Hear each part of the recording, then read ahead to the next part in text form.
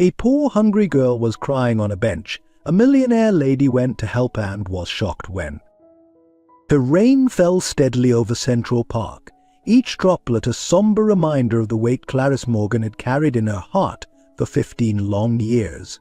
She walked slowly, her black umbrella a shield against the elements, but nothing could prevent the memories that haunted her on this day. The sky was a heavy, almost metallic grey, as if the world around her shared the same burden she bore. Exactly 15 years ago on this very day, her daughter Emily had vanished without a trace. Since then, the void Emily left behind had never been filled. The colours of the world had faded, and time seemed only to accentuate the pain, not diminish it. As Clarice paused near a secluded corner of the park, her eyes were drawn to a solitary figure sitting on a bench a few yards away. It was a young woman, probably in her early 20s, barefoot and soaked by the rain. Her dark brown hair clung to her pale face, and her hunched shoulders seemed to bear an invisible weight. Clarice felt a pang in her chest. There was something about that scene that drew her in, as if the young woman's sadness reflected her own. For a moment she hesitated to approach, feeling like she was intruding on an intimate moment. But the feeling of familiarity was too strong to ignore. She put away her umbrella and walked to the bench where the girl, visibly shivering with cold, held her face in her hands, silently crying. "Are you okay, dear?" Clarice asked, her voice gentle yet firm. The young woman slowly raised her eyes, as if she had been pulled from a trance. Seeing her up close, Clarice was shocked. The girl resembled Emily in a way that was almost painful. It wasn't just the brown hair, but the look of despair in her eyes, the fragility of her body, the posture of someone carrying much more than she should. I don't know what to do anymore," the young woman said, her voice trembling. Clarice felt a protective impulse she hadn't experienced in years. She sat next to her, ignoring the fact that her own clothes were starting to get wet. She placed a comforting hand on the young woman's shoulder. "What's your name?" she asked gently. "Anna," she whispered. "Anna," Clarice repeated, trying to calm her mind, which was now in turmoil. "Where is your family, Anna?" The young woman looked down, seeming to struggle against the tears that insisted on falling. "My mother, she died a few months ago. Since then, I've been alone." Anna couldn't hold back her tears any longer, and the confession came out in sobs. "I have no one." Clarice felt her stomach churn. Anna's words brought back painful memories of Emily. Her daughter had also gone through so many difficulties, especially in the last years before she disappeared. Clarice knew all too well what it was like to feel powerless and lose everything. "Come with me, dear," Clarice decided impulsively. "I can't leave you here in the rain alone." Anna hesitated for a moment, evaluating Clarice with eyes that, despite the sadness, still held a bit of distrust. I don't know," Anna began, but Clarice gently interrupted her. "Don't worry," Clarice tried to smile even though her heart was racing. "I just want to help you. My name is Clarice, and there's something about you that makes me feel like we should talk." Anna remained silent for a moment before finally nodding. She slowly stood up from the bench, staggering a little, and Clarice took her arm to steady her. As they walked towards Clarice's car parked on the other side of the park, the older woman couldn't help but glance once more at the locket hanging around Anna's neck. It was impossible not to recognize it. The gold locket, engraved with the initials EM for Emily Morgan, was a unique piece Clarice had commissioned for her daughter's 18th birthday, just a few months before she disappeared. Clarice's mind began to race. It was too much of a coincidence to be true, but for now she couldn't let Anna know about her suspicions. All she could do was offer the young woman shelter and slowly uncover what this coincidence really meant. On the way to the mansion, Clarice and Anna spoke little. The silence between them wasn't uncomfortable, but rather filled with uncertain expectation. Clarice tried to organize her thoughts while Anna, in the passenger seat, seemed absorbed in her own reveries. The city's lights passed by the car window, creating reflections on the wet road. When they arrived at the imposing Morgan mansion, Anna looked at the building with a mixture of surprise and distrust. Clarice noticed the young woman's look and quickly reassured her. "I know it's a bit intimidating, but you'll be safe here," Clarice said as she got out of the car and hurried to open the door for Anna. As they entered the house, Clarice struggled to hide her growing agitation. Seeing Anna in her home, a place that had been empty for so long, brought out emotions she wasn't prepared to deal with. She led Anna to a room upstairs that had once been for guests, but now seemed the perfect place for the young woman to rest. "You can stay here as long as you need, Anna," Clarice said as she fluffed the pillows on the bed. "Tomorrow we'll see how I can help you sort out your situation." Anna looked around the room, still cautious, but there was something in Clarice's tone that comforted her. Despite all the distrust she felt, she couldn't deny that the offer of shelter was too tempting to refuse. "Thank you, Miss Clarice," Anna finally said, her voice a bit more steady. Clarice smiled, but the smile didn't reach her eyes. Her mind was far away, lost between memories and unanswered questions. She didn't yet know what the future held, but she was determined to find out. There was something about this encounter that seemed more than just fate. It was as if the universe was finally giving her a second chance, and she didn't intend to waste it. That night, as Anna lay in a comfortable bed for the first time in weeks, Clarice returned to her room, but sleep was far from her reach. Sitting in her armchair with a cup of tea in her hands, she stared at the rain still beating against the window. Her heart, once hardened by pain, now beat stronger with hope mixed with fear. The locket, the unexpected encounter, the feeling of familiarity. Everything indicated that there was more to Anna than she herself knew. And as Clarice prepared for what was to come, a thought began to take shape in her mind. What if Anna was really her granddaughter? What if Emily was still somehow close, waiting to be found? With these thoughts, Clarice knew there was no turning back. From that moment on, she was determined to get to the bottom of this story, no matter the cost.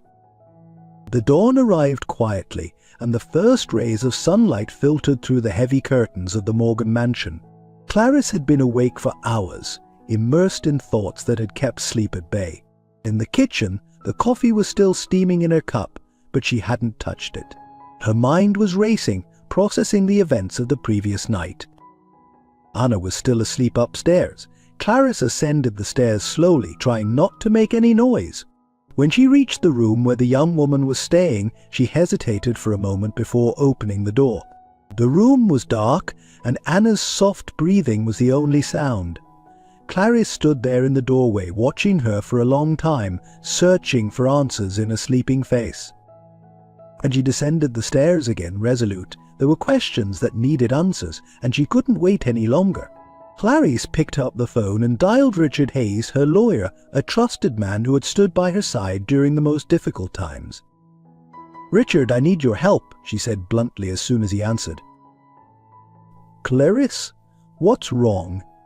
The lawyer's voice was filled with concern. He knew Clarice wasn't one to ask for favors, especially so early.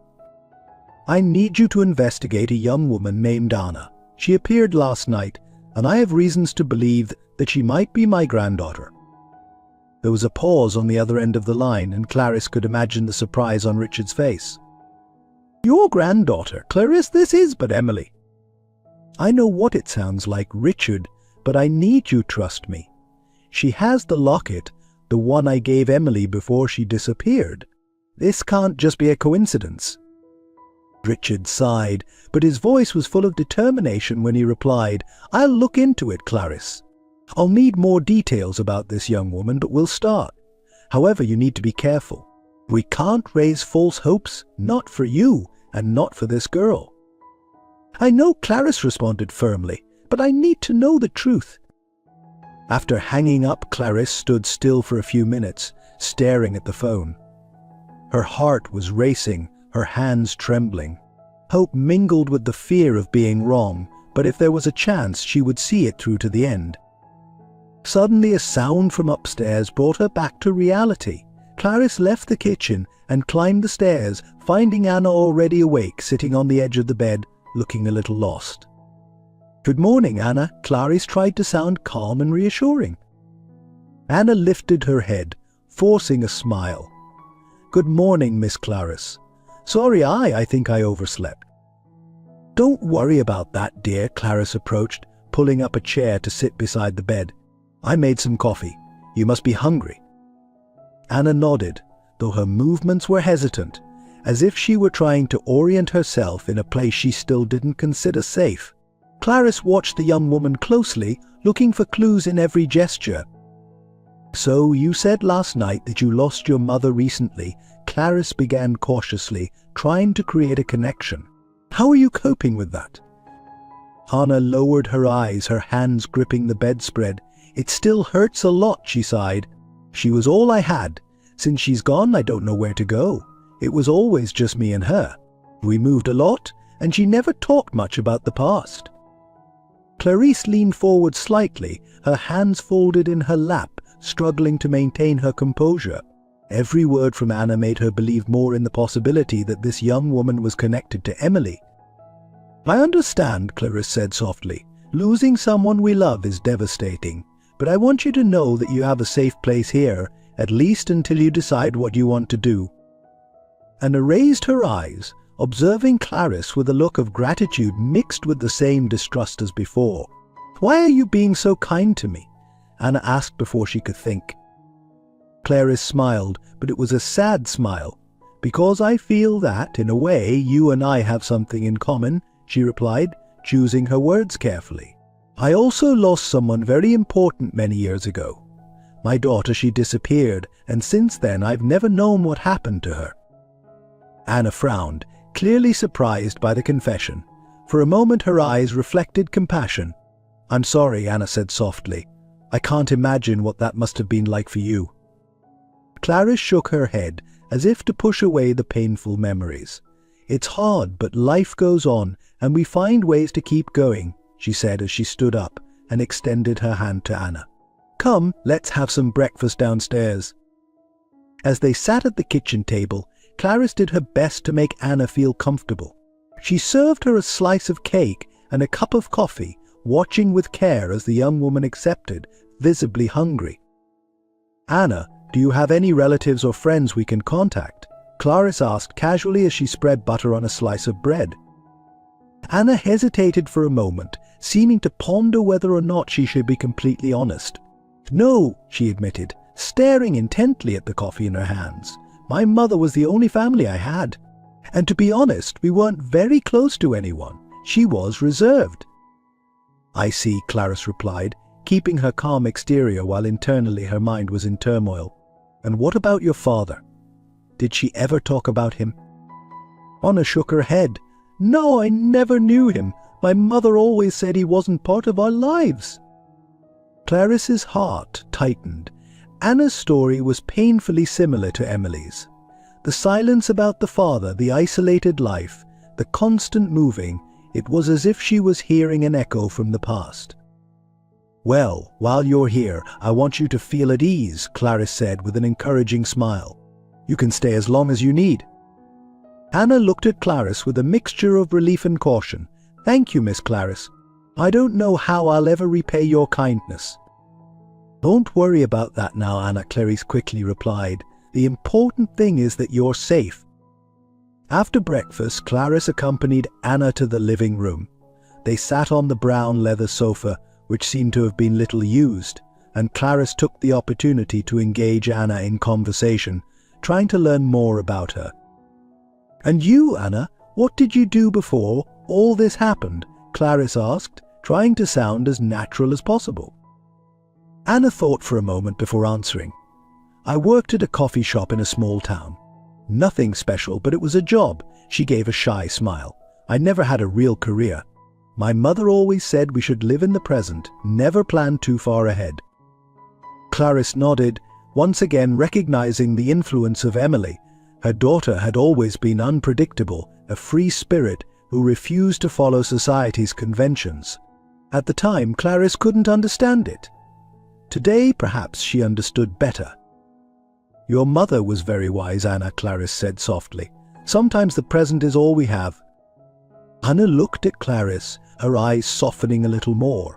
For the first time, it seemed she was beginning to trust the woman who had so unexpectedly taken her in. Miss Clarice, Anna began hesitantly, I'd like to know more about your daughter. You said she disappeared. It must have been terrible. How did you cope? Clarice took a deep breath, feeling the weight of her words. Talking about Emily was still painful, but perhaps it was necessary, especially now. Emily, Clarice began, her voice slightly choked. She was my only daughter. She was always strong and independent, but also very sensitive. We were very close when she was little, but as she grew older, our differences became more apparent. I wanted her to lead a safer life, a career stability. But Emily wanted the world, and one day she simply vanished. It was as if she had disappeared into thin air. There was no note, no goodbye, nothing. Just the silence and the absence she left behind. Clarice paused, her eyes lost in distant memories. For years I searched for her.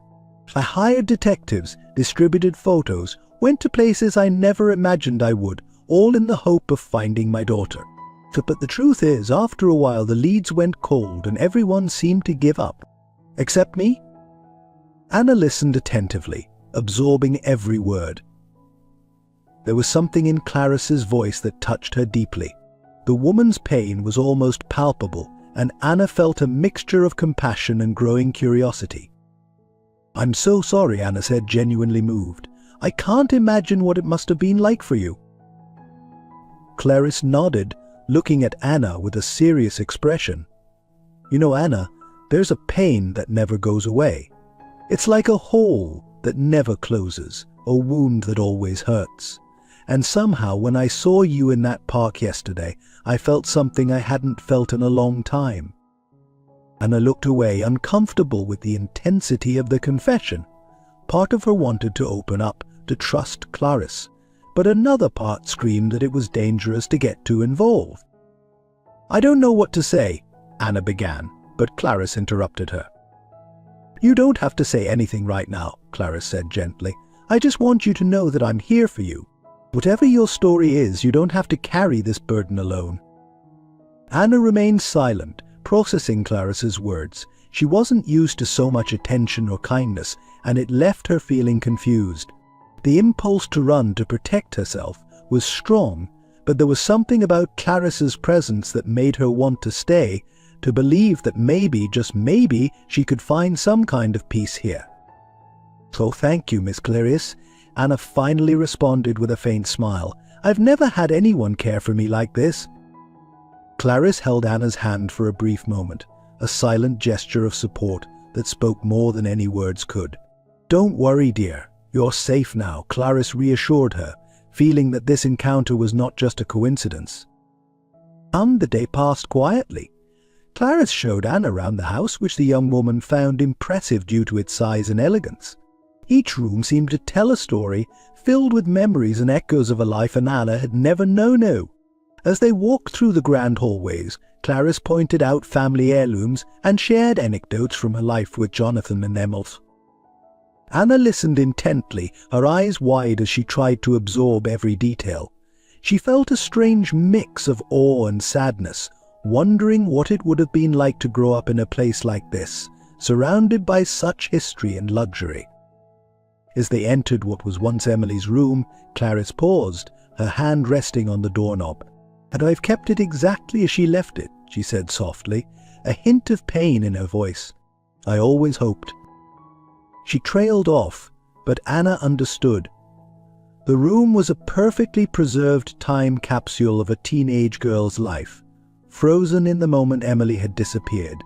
Posters of bands Anna had never heard of adorned the walls, and a stack of old magazines sat on the desk, their covers faded with time. Anna's heart ached as she imagined her mother here, young and full of life, unaware of the turmoil that lay ahead.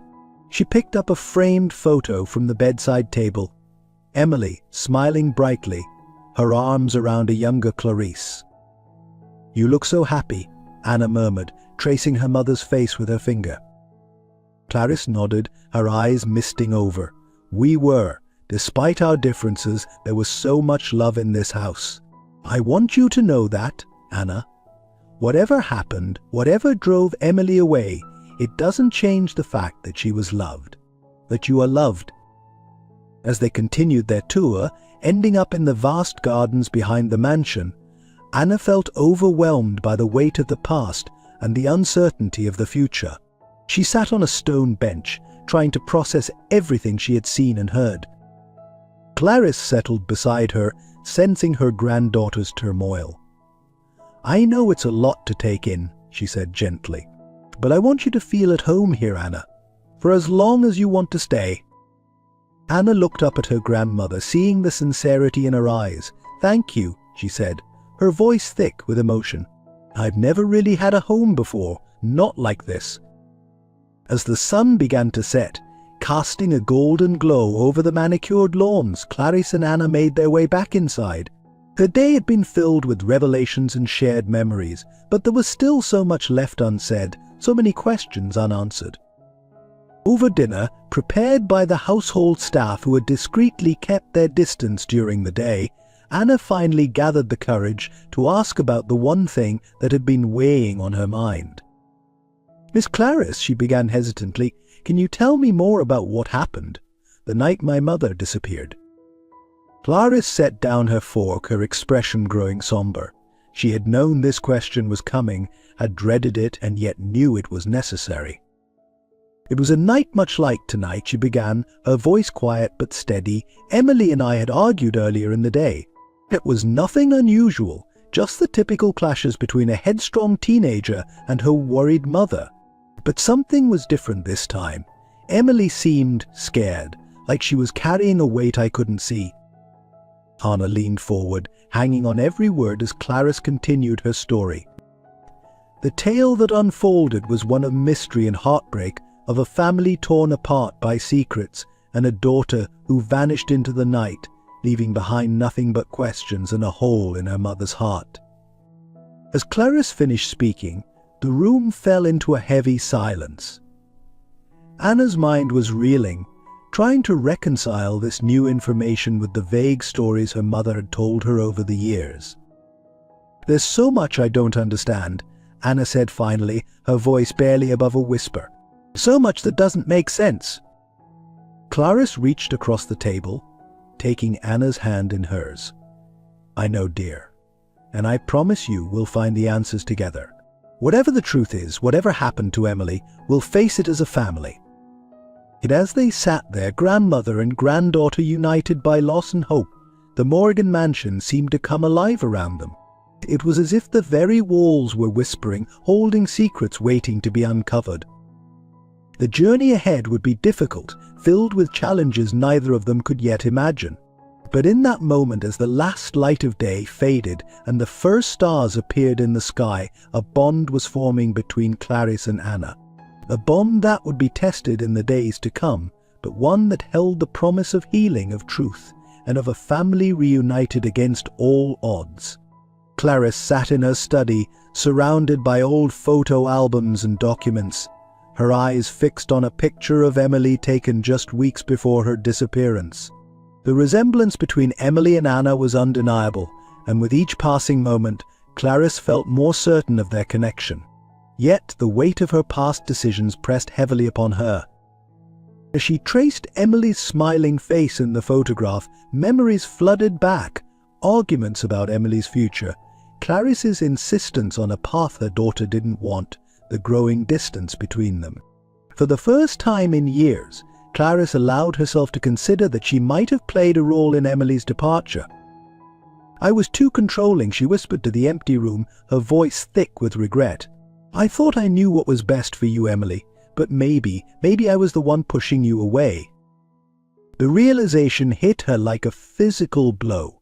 Clarice had always seen herself as the victim of Emily's disappearance, but now she wondered if she had been, in part, the cause. The guilt was overwhelming, threatening to consume her. A soft knock on the door pulled Clarice from her thoughts. Anna stood in the doorway, hesitant to enter. "Miss Clarice, are you all right?" Anna asked, concern evident in her voice. Clarice quickly wiped away a tear she hadn't realized had fallen. "Yes, dear, just reminiscing," she said, gesturing to the photos spread across her desk. Anna stepped closer, her eyes drawn to the image of Emily. "Is that your daughter?" Clarice nodded, watching Anna's reaction carefully. "Yes, that's Emily. This was taken about a month before she disappeared." Anna's hand reached out, almost touching the photograph before pulling back. "She looks happy," she said softly. "She was, at least in that moment," Clarice replied, her voice tinged with sadness. "Anna, there's something I need to tell you. Something about Emily, and about you."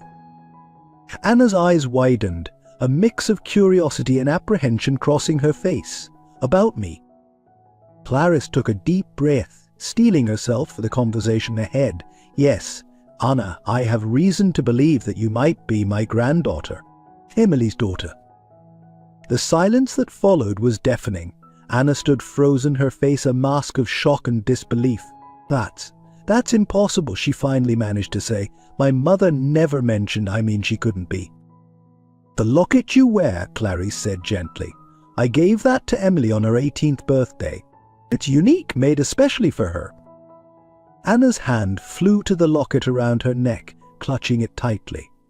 "But my mother said this was a family heirloom. She never told me about you, or about any of this." Clarice stood, moving closer to Anna but careful not to crowd her. "I know this is a lot to take in, Anna.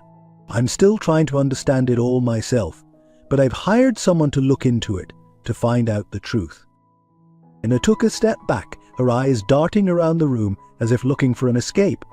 "I don't understand. If what you're saying is true, why didn't my mother ever tell me?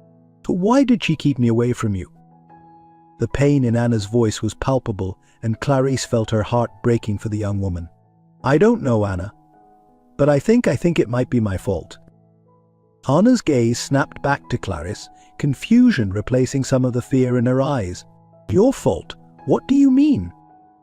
Clarice sank back into her chair, the weight of her confession bearing down on her. "Emily and I, we had our differences.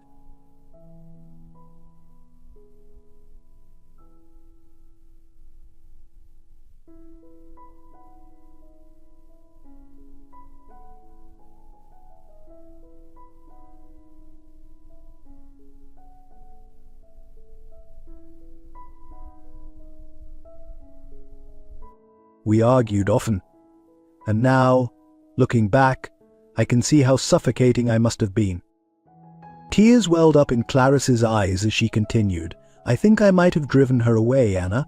My need for control, my inability to see her for who she truly was, I think that's why she left. And if you are her daughter, that's why she kept you hidden from me." Anna stood silently, processing Clarice's words. The revelation seemed to stir something within her, a memory or a feeling she couldn't quite grasp. "My mother, she always seemed afraid," Anna said slowly. "Not of anything specific, but just afraid. Like she was running from something." Clarice nodded, her heart heavy. "She was running from me, from the life I tried to force upon her. Oh, Anna, I'm so sorry. I never meant to cause so much pain." Anna sank into a nearby chair, her mind reeling from the implications of what she'd just learned. All those years, all the moving around, never staying in one place too long, it was because of you. The accusation in Anna's voice, though unintentional, cut deep. Clarice flinched, but forced herself to meet Anna's gaze. "I believe so, yes, and I can't begin to express how sorry I am for that, for all the stability and security you were denied because of my actions." Anna's hands trembled as she unclasped the locket from around her neck. She opened it, revealing a tiny photograph inside, a young woman with a bright smile, unmistakably similar to the one in the photo on Clarice's desk. "This is the only picture I have of my mother," Anna said softly. "She always told me it was taken by someone who loved her very much." Clarice leaned forward, her breath catching as she recognized the image. "I took that picture," she whispered, "when it was Emily's 16th birthday. We had a picnic in the garden, just the two of us. It was one of the last truly happy days we spent together before things started to fall apart." The revelation seemed to break something open in Anna. Tears began to fall freely down her cheeks as she looked from the locket to Clarice and back again. All this time, she said, her voice barely above a whisper, all this time I had a family, a grandmother, and I never knew. Clarice rose from her chair, moving slowly towards Anna. She knelt before the young woman, taking her hands gently. Anna, I know I have no right to ask this of you, but can you forgive me? Can you give me a chance to make things right, to be the grandmother I should have been all along? Anna looked down at their joined hands, then back up at Clarice. The pain and longing in the older woman's eyes mirrored her own. I don't know, Anna said honestly. This is all so much to take in. I need time to process it all. Clarice nodded, understanding but unable to hide the hope in her eyes. Of course, dear. Take all the time you need. I'm not going anywhere. As if on cue, the phone in Clarice's study rang, startling them both. Clarice squeezed Anna's hands once before rising to answer it. Hello, Richard, yes, what have you found? Clarice listened intently, her expression changing from curiosity to shock. So are you certain? Yes, I understand. Thank you, Richard. Please keep digging. We need to know everything. She hung up the phone, turning back to Anna with a mix of emotions playing across her face. That was my lawyer, she explained. He's been looking into your background, trying to confirm our connection. Anna tensed, suddenly wary. And what did he find? Clarice took a deep breath, steeling herself for what she was about to say. He found records, Anna. Birth records. They confirm that Emily had a daughter born about a year after she disappeared. The dates, the details, they all match up with you. Anna stood abruptly, her chair scraping against the floor. So it's true. Everything you've said, everything you've suspected, it's all true. Clarice nodded, her voice gentle but firm. Yes, Anna. As far as we can tell, you are my granddaughter, Emily's daughter. The weight of the confirmation seemed to hit Anna all at once. She swayed on her feet and Clarice quickly moved to steady her. I think I need some air, Anna said weakly. So of course, Clarice agreed, leading Anna towards the French doors that opened onto the garden. Take all the time you need. I'll be here when you're ready to talk. As Anna stepped out into the cool evening air, Clarice watched her go, her heart aching with a mixture of joy at finding her long-lost granddaughter and sorrow for all the years they had missed. She knew that this was just the beginning of a long and potentially difficult journey, but for the first time in years, she felt a glimmer of hope. Back in her study, Clarice picked up the photo of Emily once more. "Oh, my darling girl," she whispered. "What happened to you, and how can I make things right?" As the sun began to set, casting long shadows across the garden, Clarice settled in to wait. She knew that the revelations of the day were just the tip of the iceberg. There were still so many questions to be answered, so many wounds to be healed. But for now all she could do was wait, and hope that Anna would find it in her heart to give her a chance. The night deepened, and still Anna hadn't returned. Clarice found herself pacing the study, alternating between staring out the window into the darkened garden and obsessively reviewing the documents Richard had sent over. Each piece of information seemed to confirm what they already knew, but it also raised new questions. Why had Emily gone to such lengths to hide Anna's existence? What had she been afraid of? And most pressingly, where was Emily now? As the clock struck midnight, Clarice heard the soft creak of the garden door. Anna slipped back into the study, her face pale and her eyes red-rimmed from crying, but there was a determination in her stance that hadn't been there before. "Miss Clarice," Anna began, her voice hoarse but steady, "I've been thinking about everything you've told me, everything I've learned, and I have questions, so many questions." Clarice nodded, gesturing for Anna to sit. "Of course you do, dear, and I promise I'll answer them as best I can. What would you like to know?" Anna took a deep breath, seeming to gather her courage. "Tell me everything," she said. "From the beginning. I need to understand who my mother really was, why she left, and why she never told me about any of this." Clarice settled into her chair, preparing herself for a long night of difficult conversations.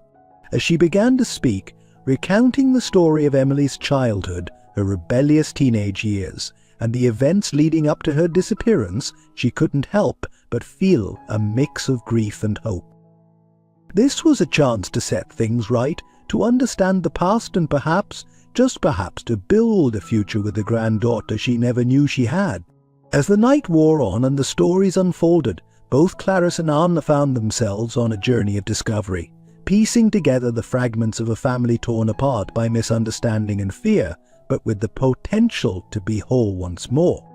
As the first light of dawn crept through the windows of the study, Clarice and Anna sat in silence, both emotionally drained from the night's revelations. The air between them was thick with unspoken thoughts and lingering questions. Clarice watched her newly discovered granddaughter, marveling at the strength and resilience she saw in the young woman's eyes. Anna broke the silence first, her voice soft but steady. "Miss Clarice, I need to tell you something. About my past. About the things I've done to survive." Clarice leaned forward, her heart racing. "Whatever it is, Anna, you can tell me. I'm here to listen, not to judge." Anna took a deep breath, her hands twisting nervously in her lap. "After my mother, after she was gone, I was alone. I had no money, no skills, no one to turn to. I did things I'm not proud of. I stole. I lied. Her voice broke, I even worked for some dangerous people for a while, just to survive." Clarice felt a pang of guilt so strong it nearly took her breath away. If only she had known, if only she had found Anna sooner. "Oh, Anna," she whispered, reaching out to take the young woman's hand. "I'm so sorry you had to go through that alone." Anna's eyes met Clarice's, filled with a mixture of shame and defiance. "I'm not telling you this to make you feel bad. And I'm telling you because if we're going to have any kind of relationship, you need to know who I really am. All of me, not just the parts that are easy to accept." Clarice nodded, her grip on Anna's hand tightening. "Thank you for trusting me with this, Anna. Your honesty means more to me than you can know. And please understand that nothing you've done changes how I feel about you. If anything, it makes me admire your strength even more." A small smile tugged at the corners of Anna's mouth, the first genuine one Clarice had seen since their conversation began. "You really mean that, don't you?" "With all my heart," Clarice affirmed. "We've both made mistakes, Anna. We've both done things we regret. But what matters now is how we move forward, together, if you'll allow it." Anna nodded slowly, her shoulders relaxing slightly. I think I'd like that. But Miss Clarice, there's something else. Something I haven't told you about my mother's disappearance." Clarice felt her heart skip a beat. "What is it, Anna?" The night she was taken." Anna began, her voice barely above a whisper. "I saw something. I was supposed to be asleep, but I heard voices. Angry voices. I peeked out of my room and saw a man arguing with my mother. He was tall, well-dressed. He kept saying something about paying debts and time running out. My mother looked terrified." Clarice's mind raced, trying to process this new information. "Did you see his face? Would you recognize him if you saw him again?" Anna shook her head. "It was dark and I was so scared. I just remember his voice and a scar on his right hand. It was shaped like a crescent moon." The description sent a chill down Clarice's spine. It was oddly specific, and something about it nagged at the back of her mind. "Anna, this is very important. We need to tell Richard about this. It might be the key to finding out what really happened to Emily." As if on cue, the phone rang, startling them both. Clarice answered it, her voice tense. "Richard? Yes, we're both here. What have you found?" She listened intently, her expression growing more troubled with each passing moment. "Are you sure? Yes, I understand. We'll be careful. Thank you, Richard." Hanging up the phone, Clarice turned to Anna, her face pale. "That was Richard. He's uncovered some disturbing information. It seems your mother's disappearance might be connected to a larger criminal organization, one that has ties to some very powerful people in this city." Anna's eyes widened in fear. What does that mean for us? Clarice took a deep breath, steeling herself. It means we need to be very careful, Anna. The people involved in this, they're dangerous. But it also means we're closer to the truth than ever before. We can't give up now. As the gravity of the situation settled over them, Clarice couldn't help but feel a mix of determination and fear. They were on the brink of uncovering a truth that had been buried for years, a truth that could potentially put them both in danger. "Anna,"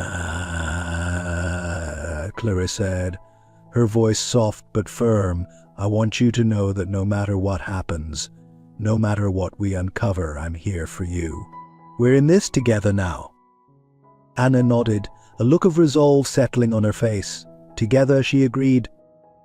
As they sat there, the morning sun now fully illuminating the study, Clarice felt a strange sense of peace amidst the turmoil. They had a long road ahead, filled with challenges and potential dangers, but they would face it as a family. The sound of birds chirping outside drew their attention to the window. The garden, bathed in the soft morning light, seemed to promise a new beginning. Clarice stood, gently pulling Anna to her feet. "Come," she said, "let's get some breakfast. We have a lot of work to do." As they left the study arm in arm, Clarice couldn't help but feel a glimmer of hope. Whatever challenges lay ahead, they would face them together. And perhaps, just perhaps, they would finally uncover the truth about Emily's disappearance and bring her home. Little did they know their journey was about to take an unexpected turn, one that would test their newfound bond and reveal secrets that had been buried for far too long. But that, dear readers, is a story for another time. As we leave Clarice and Anna to their breakfast, we can't help but wonder what twists and turns await them. Will they uncover the truth about Emily? What dangers lurk in the shadows of their past? And how will their relationship evolve as they face these challenges together? If you're as intrigued as we are by their story, make sure to stay tuned for the next installment. Don't forget to subscribe to our channel to receive notifications about upcoming chapters in this gripping tale of family, mystery and redemption. Your support means the world to us and helps us continue bringing you captivating stories like this one. Until next time, dear readers, may your own family mysteries be as intriguing and your bonds as strong as those forming between Clarice and Anna. Remember, sometimes the greatest adventures begin with a simple act of kindness, like offering shelter to a stranger in the rain. Who knows what remarkable stories are waiting to unfold in your own life? As the morning sun climbed higher in the sky, Clarice and Anna sat at the kitchen table, picking at their breakfast. The weight of their recent discoveries hung heavily in the air. Clarice couldn't help but notice how Anna's eyes kept darting towards the windows, as if expecting danger to burst in at any moment. "Anna," Clarice began gently, "I know this is all overwhelming, but I promise you we're safe here." Anna nodded, but the tension in her shoulders didn't ease. "It's just, I've spent so long looking over my shoulder, Miss Clarice. It's hard to believe that it might finally be over." Before Clarice could respond, the shrill ring of the telephone pierced the air. Both women jumped, exchanging a nervous glance before Clarice rose to answer it. "Hello?" "Yes," whispered Bitz's face paled as she listened, her knuckles turning white as she gripped the receiver. "Are you certain?" Yes, I understand. We'll be ready." She hung up the phone and turned to Anna, her expression grave. "That was Richard. He's uncovered something big, Anna, something that could blow this whole case wide open." Anna leaned forward, her breakfast forgotten. "What is it? Did he find out what happened to my mother?" Clarice shook her head. "Not exactly, but he's found a connection. A name that keeps coming up in his investigation. Gerald Thompson." The name hung in the air between them, heavy with unspoken implications. "Who is Gerald Thompson?" Anna asked, her voice barely above a whisper. Clarice sank back into her chair, her mind reeling. Gerald, he was an old friend of the family. Someone I trusted implicitly. He was there the night Emily disappeared. He helped with the search, comforted me when hope seemed lost. I never suspected." Her voice trailed off, choked with emotion. Anna reached across the table, taking Clarice's hand in hers. "Suspected what, Miss Clarisse?" Clarice met Anna's gaze, her eyes shimmering with unshed tears. "Richard believes Gerald might be involved in Emily's disappearance. He's found financial records, Anna, large sums of money changing hands, offshore accounts, and it all traces back to Gerald." Anna's grip on Clarice's hand tightened. But why? Why would he do this? Clarice shook her head, voice bitter. "I don't know. Money, power. Or maybe it was something more personal. Gerald always had a soft spot for Emily. I thought it was fatherly affection, but now—" She couldn't finish the thought, the implications too horrifying to voice. Anna stood abruptly, her chair scraping against the floor. "We need to find him. We need to find him. We need to make him tell us what happened to my mother." Clarice rose as well, placing a calming hand on Anna's shoulder. "We will, dear, but we need to be careful. Gerald is powerful connected. If he realizes we're onto him, he could disappear, or worse." As if on cue, the sound of tires on gravel echoed from outside. Both women froze, their eyes locked on the kitchen window. The black car had pulled up in front of the mansion, its tinted windows obscuring any view of the occupants. "Miss Clarice," Anna whispered, her voice trembling, "are we expecting anyone?" Clarice shook her head slowly, her heart pounding in her chest. "No, we're not." And they watched in tense silence as the car door opened. A tall figure emerged, his face hidden by the brim of a hat. But as he turned towards the house, a ray of sunlight caught his hand, illuminating a distinctive crescent-shaped scar. Anna gasped, her hand flying to her mouth. "It's him," she breathed. "The man from that night. The one who took my mother." Clarice's mind raced. Could it be Gerald? After all these years, had he finally come to silence them? She grabbed Anna's hand, pulling her towards the back of the house. "We need to get out of here," Clarice said urgently. "There's a hidden passage in the study. It leads to a garage on the other side of the property. We can take my car and get to Richard's office." As they hurried through the house, the sound of heavy footsteps on the front porch spurred them on. They had just reached the study when the loud crack of splintering wood echoed through the mansion. The front door had been forced open. Clarice's hand shook as she fumbled with the hidden latch on the bookcase. Finally it swung open, revealing a dark passageway beyond. She ushered Anna inside, following close behind and pulling the bookcase closed just as footsteps entered the study. They stood in the darkness, barely daring to breathe, as muffled voices filtered through from the other side of the wall. "Search every room," a gruff voice commanded. "They can't have gone far." Anna's grip on Clarice's hand was almost painful, but Clarice welcomed it. It anchored her, kept her from succumbing to the fear that threatened to overwhelm her. "Come on," she whispered, gently tugging Anna further into the passage. "We need to keep moving." They made their way through the dark tunnel, guided only by Clarice's memory and the faint glow of emergency lights embedded in the floor. The air was thick with dust and the musty smell of disuse, but neither woman dared to cough or make a sound. After what felt like an eternity, they emerged into a small, well-hidden garage. Clarissa's sleek black car sat waiting, a beacon of hope in their current nightmare. "Get in," Clarice instructed, fishing her keys from her pocket. "We need to get to Richard. He'll know what to do next." As they sped away from the property, taking a back road to avoid being seen, Clarice couldn't help but glance in the rearview mirror. The mansion that had been her home for so many years now looked ominous, its windows dark and foreboding. "Miss Clarice," Anna's voice broke through her thoughts. "What's going to happen now?" Clarice reached over, squeezing Anna's hand reassuringly. "I don't know, dear, but whatever comes next, we'll face it together. I promise you that." As they drove towards the city, the sun climbing higher in the sky, Clarice felt a mix of fear and determination. They were on the run, pursued by shadows from the past, but they were also closer than ever to uncovering the truth about Emily's disappearance. Little did they know, the revelations waiting for them would shake the very foundations of everything they thought they knew. The journey ahead would test their newfound bond, force them to confront painful truths, and ultimately lead them to a confrontation that would change their lives forever. As the city skyline came into view, Clarice steeled herself for what was to come.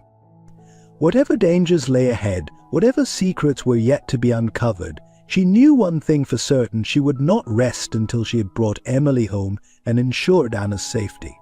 The road ahead was uncertain, but with her granddaughter by her side, Clarice felt ready to face whatever challenges awaited them. Her car sped on, carrying them towards an uncertain future, but also towards the promise of answers and, perhaps, a chance at redemption. As they disappeared into the bustling city traffic, one could only wonder what twists and turns their story would take next, and how their quest for truth would ultimately unfold. The bustling city streets blurred past as Clarice navigated through the morning traffic, her knuckles white on the steering wheel. Anna sat silently beside her, her gaze fixed on the side mirror, watching for any sign of pursuit. The tension in the car was palpable, both women acutely aware of the danger that seemed to be closing in from all sides. "We're almost there," Clarice said, breaking the silence as they turned onto a quieter street lined with imposing office buildings. "Richard's office is just ahead." As they pulled into the underground parking garage, Anna finally spoke, her voice barely above a whisper. "Miss Clarice."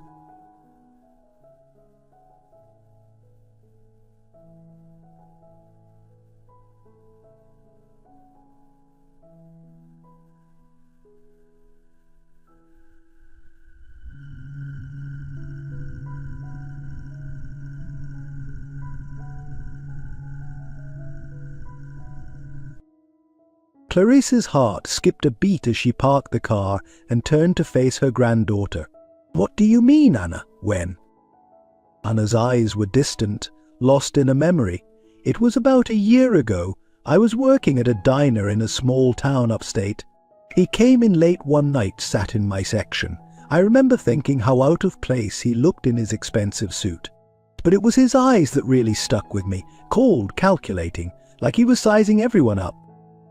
Clarice listened intently, her mind racing. "Did he say anything to you?" Anna nodded slowly. "He asked if I was new in town. Said I reminded him of someone he used to know.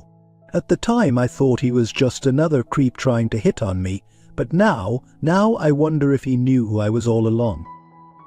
The implications of Anna's words hung heavy in the air. If Gerald, or whoever this man was, had known about Anna's existence, had been tracking her movements, it meant their enemy was far more formidable than they had initially thought. "We need to tell Richard about this," Clarice said, her voice filled with renewed determination. Every detail could be important. As they made their way to the elevator, Clarice couldn't shake the feeling that they were being watched. She ushered Anna inside quickly, pressing the button for Richard's floor with perhaps more force than necessary. The law offices of Hayes Associates were quiet when they arrived, most of the staff not yet in for the day.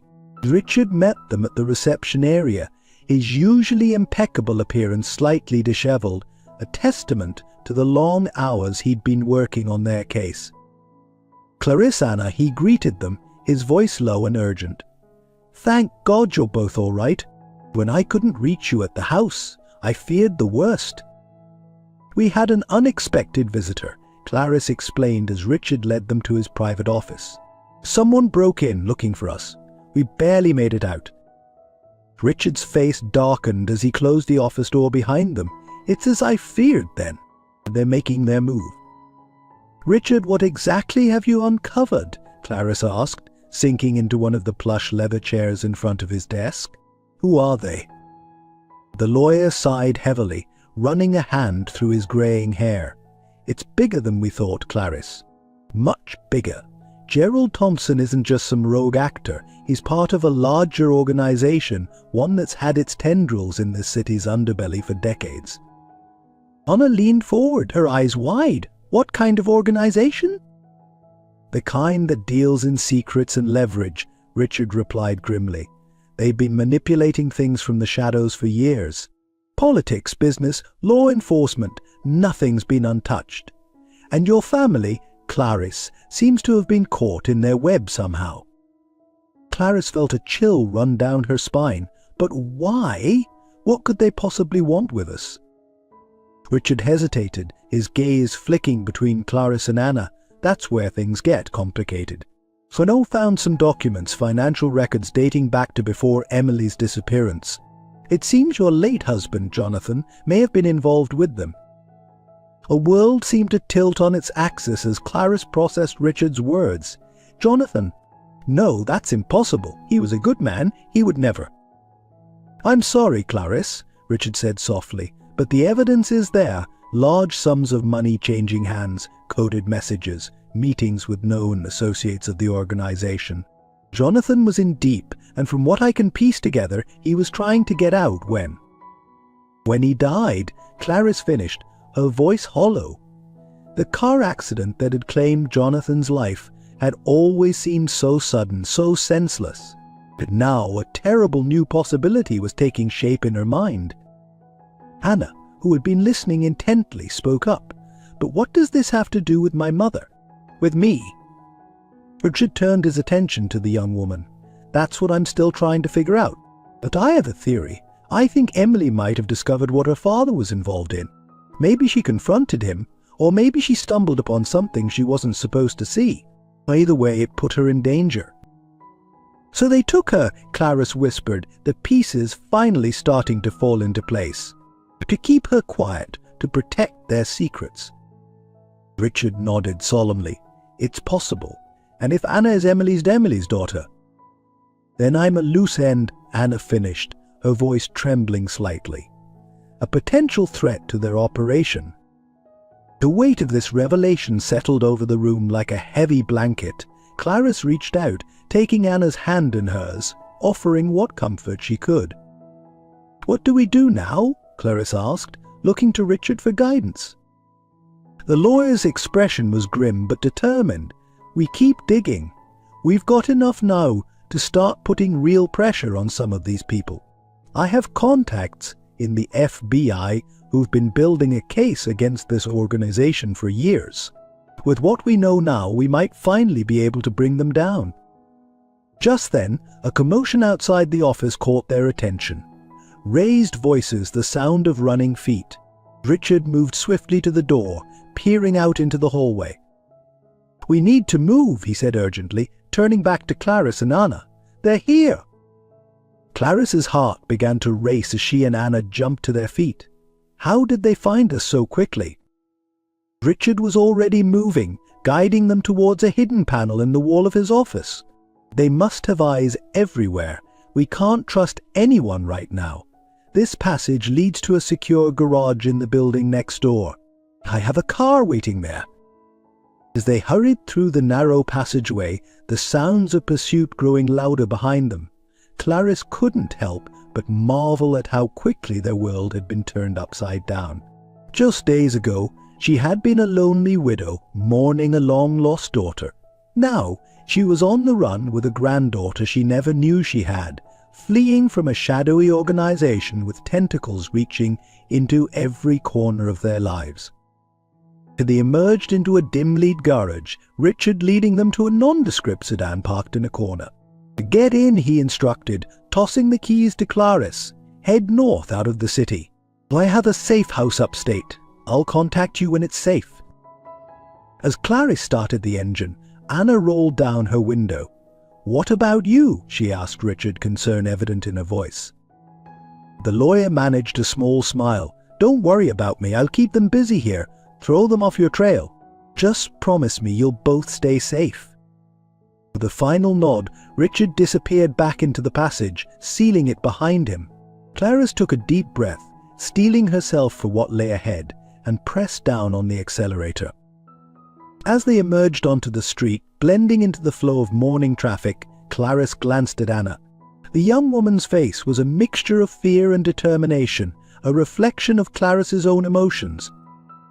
"We're going to get through this," Clarice said, as much to reassure herself as Anna.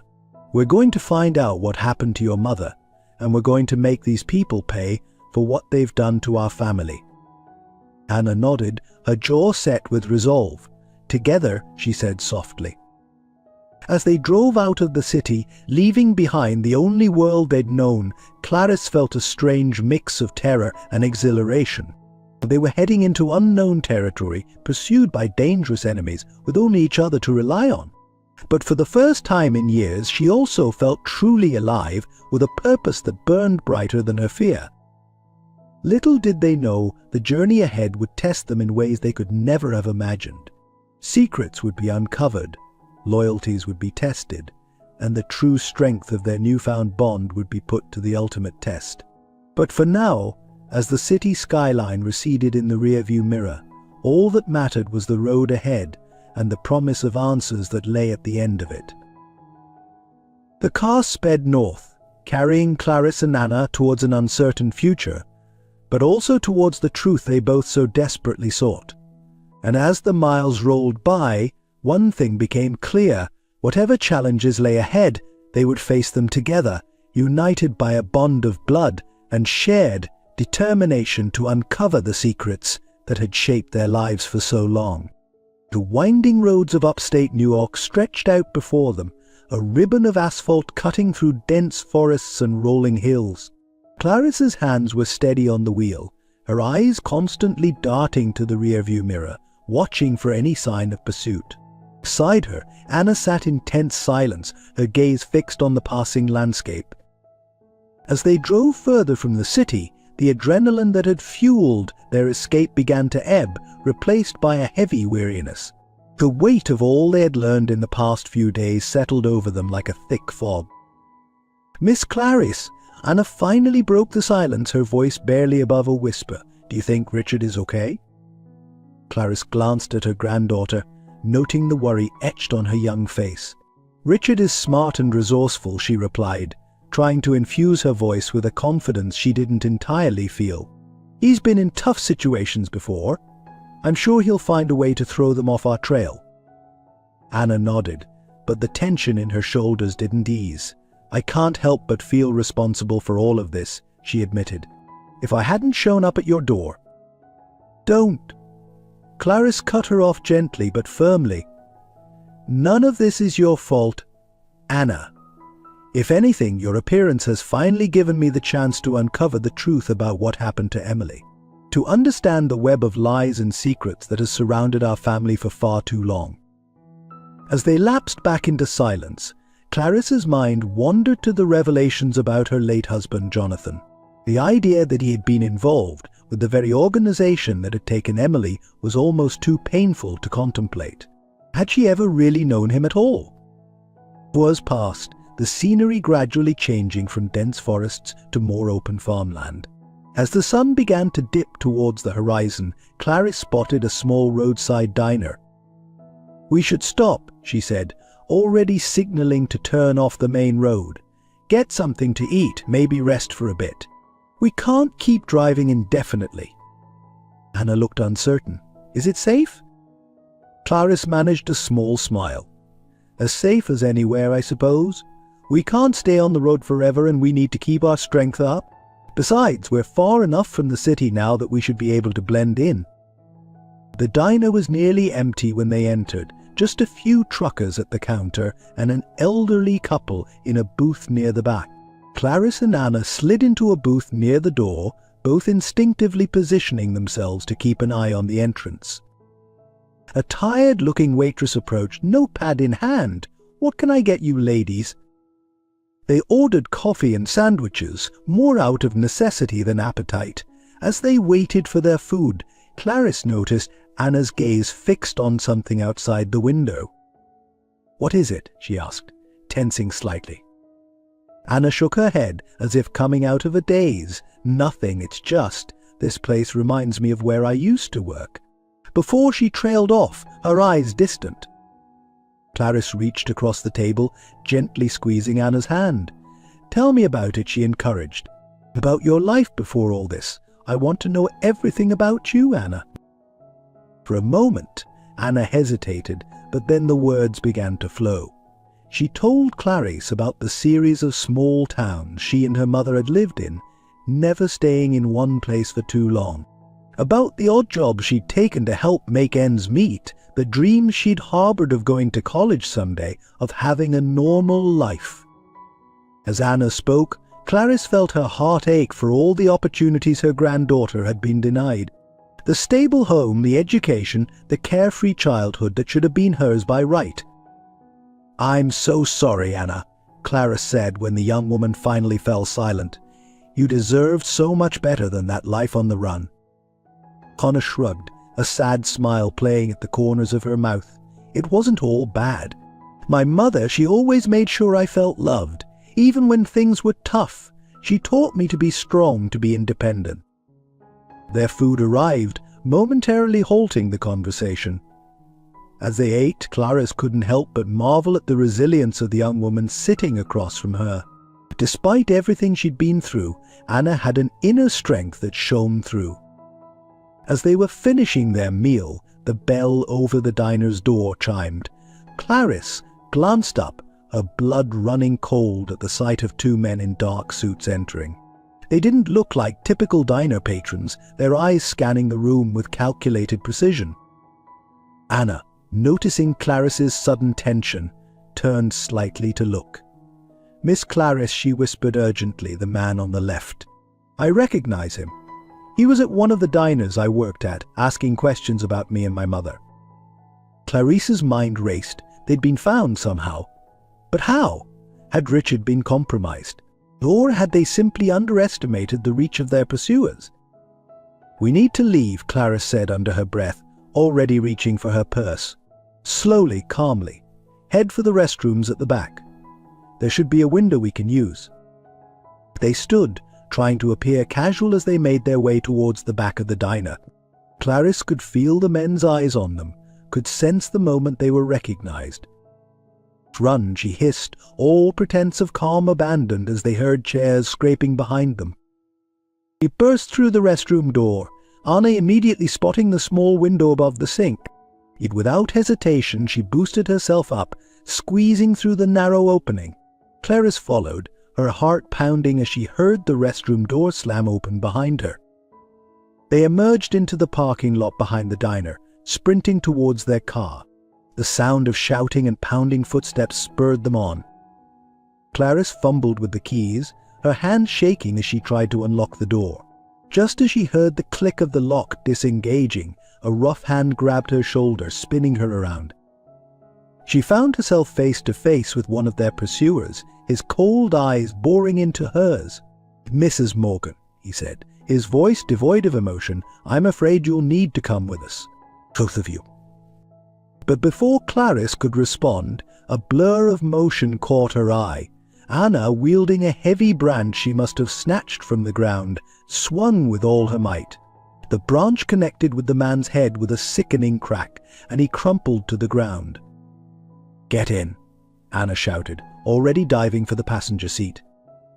Clarice didn't need to be told twice. She slammed the key into the ignition, the engine roaring to life, as she threw the car into reverse. Tires screeched as they peeled out of the parking lot, narrowly missing the second man as he emerged from around the corner of the diner. As they sped back onto the main road, Clarice's hands were shaking on the steering wheel. She glanced at Anna, seeing her own mix of fear and adrenaline mirrored on her granddaughter's face. "Are you okay?" Clarice asked, her voice trembling slightly. Anna nodded, her eyes wide. "I can't believe I did that," she said, sounding almost surprised at herself. Despite the gravity of their situation, Clarice felt a surge of pride. "You were incredibly brave," she said. "You saved us both." As they drove on into the gathering darkness, both women lost in their own thoughts. Clarice couldn't shake the feeling that this was only the beginning. Their pursuers had found them once, they would undoubtedly try again. "We can't go to Richard's safe house," Clarice said after a long silence. "If they found us at the diner, it's not safe." Anna turned to her, determination etched on her face. "So what do we do now?" Clarice took a deep breath, weighing their limited options. "We need answers," she said finally. And I think I know where we might find them. It's time we stopped running and started fighting back." As the car sped through the night, carrying them towards an uncertain destination, Clarice felt a strange mix of fear and resolve. They were diving headfirst into danger, but for the first time in years she felt like she was finally taking control of her own destiny. Little did they know the path they were about to embark on would lead them to revelations beyond their wildest imaginations. Secrets long buried would come to light, testing the strength of their newfound bond and forcing them to confront truths that would shake the very foundations of everything they thought they knew. The road ahead was fraught with peril, but as Clarice glanced at Anna, seeing the determination in her granddaughter's eyes, she knew they would face whatever came next together. The truth about Emily, about the organization that had torn their family apart, was out there waiting to be uncovered, and they were finally ready to seek it out, no matter the cost. The sun was just beginning to peek over the horizon as Clarice guided the car down a winding, tree-lined driveway. Anna stirred from her restless sleep, blinking in confusion at the unfamiliar surroundings. "Where are we?" she asked, her voice still thick with sleep. Clarice's grip tightened on the steering wheel as a sprawling, Victorian-style mansion came into view. "This," she said, her voice barely above a whisper, "was your grandfather's private retreat. If there are answers to be found, they'll be here." As they pulled up to the grand entrance, Anna's eyes widened. "I didn't know we had a place like this." "Few people did," Clarice replied, a hint of bitterness in her tone. "Jonathan kept many secrets, it seems." They approached the front door cautiously, Clarice fishing an old key from her purse. The lock turned with a rusty groan, and they stepped into a world frozen in time. Dust sheets covered the furniture, and the air was thick with the musty scent of disuse. "We need to be careful," Clarice warned as they made their way through the foyer. "I don't know if anyone else knows place, but we can't take any chances." Anna nodded, her eyes darting nervously around the room. "What exactly are we looking for?" "Anything that might give us a clue about your grandfather's involvement with the organization," Clarice replied. "Financial records, correspondence, anything that seems out of place." They split up, methodically searching room after room. Hours passed, yielding nothing but frustration and an increasing sense of unease. As the sun climbed higher in the sky, Clarice found herself in what appeared to be Jonathan's study. Her fingers trailed over the dusty desk, memories flooding back of happier times, before secrets and lies had torn their family apart. A faint click beneath her hand startled her from her reverie. A hidden compartment in the desk had sprung open, revealing a stack of documents and a small leather-bound journal.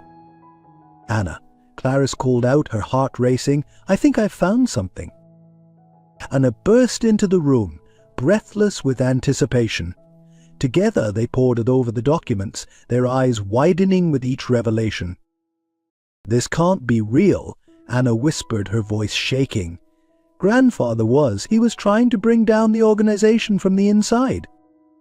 Clarice nodded, her own hands trembling as she flipped through the journal. "It seems so. He got in too deep, realized the extent of their corruption, and decided to gather evidence against them." But then why? Anna's voice trailed off, the unspoken question hanging in the air between them. "Why did they take your mother?" Clarice finished, her voice heavy with realization. "Because she found out.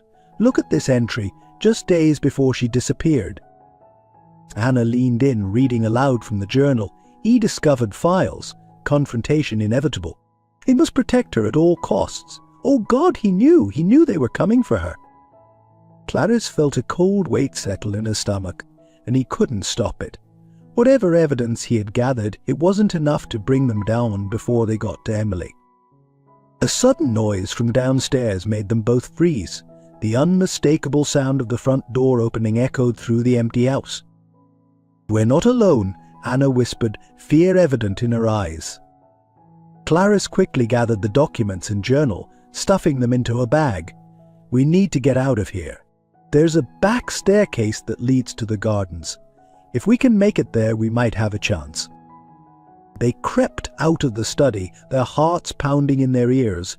The sound of footsteps on the main staircase spurred them on, and they raced down the narrow servant stairs, praying each step wouldn't creak and give them away. They burst out into the overgrown gardens, the bright sunlight momentarily blinding them. Clarice grabbed Anna's hand, pulling her towards a dense copse of trees at the edge of the property. "Stop right there," a voice bellowed behind them. They ran faster, branches whipping at their faces as they plunged into the undergrowth. The sound of pursuit was close behind, but the thick foliage provided some cover. Suddenly, Anna's foot caught on a root, sending her sprawling to the ground with a cry of pain. Clarice skidded to a halt, her heart in her throat as she saw her granddaughter clutching her ankle. I can't run," Anna gasped, tears of pain and frustration in her eyes. The sound of their pursuers was getting closer. Clarice made a split-second decision, thrusting her bag into Anna's hands. "Take these," she said urgently. "Find somewhere to hide. I'll lead them away." "No," Anna protested, reaching for her grandmother. "I won't leave you." Clarice cupped Anna's face in her hands, her eyes fierce with determination. "You have to. These documents are the key to everything. You need to get them to Richard, to the authorities. It's the only way to end this, to find out what really happened to your mother." Tears streamed down Anna's face as she nodded, understanding the gravity of the situation. Clarice helped her to her feet, supporting her as they found a dense thicket where Anna could conceal herself.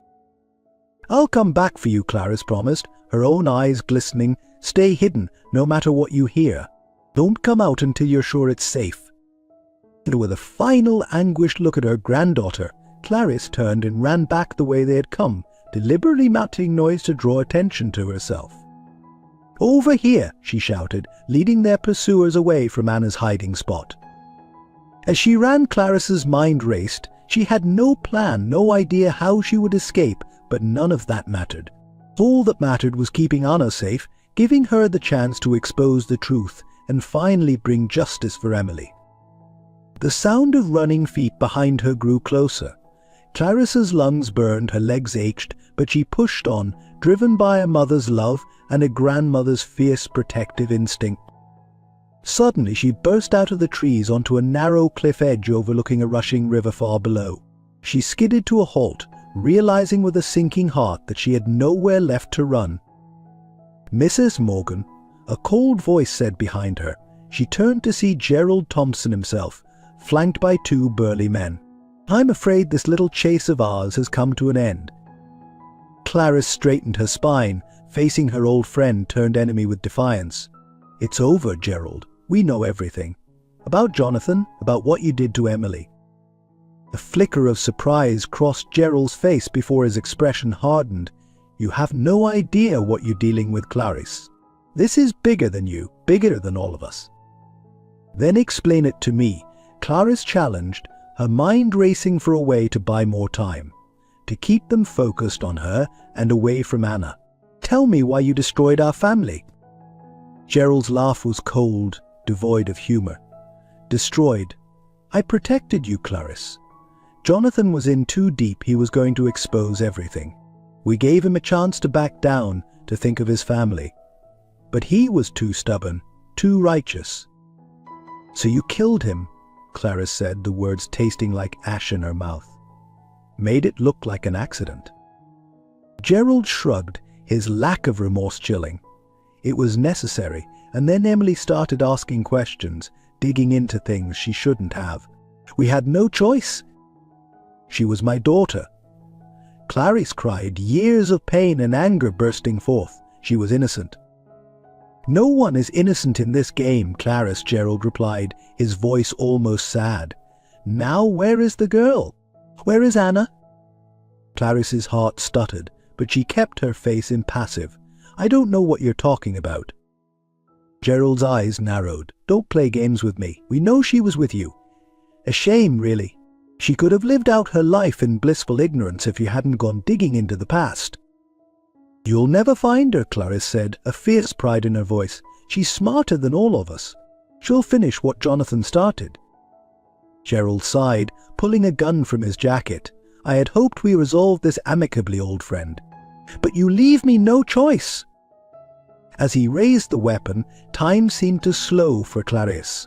In that moment she thought of Emily of the years lost, of the granddaughter she had only just found. She thought of the truth hidden in those documents, the key to unraveling everything. With a silent prayer for Anna's safety, Clarisse Morgan made her choice. She turned, and before Gerald could react, leapt from the cliff edge into the churning waters below.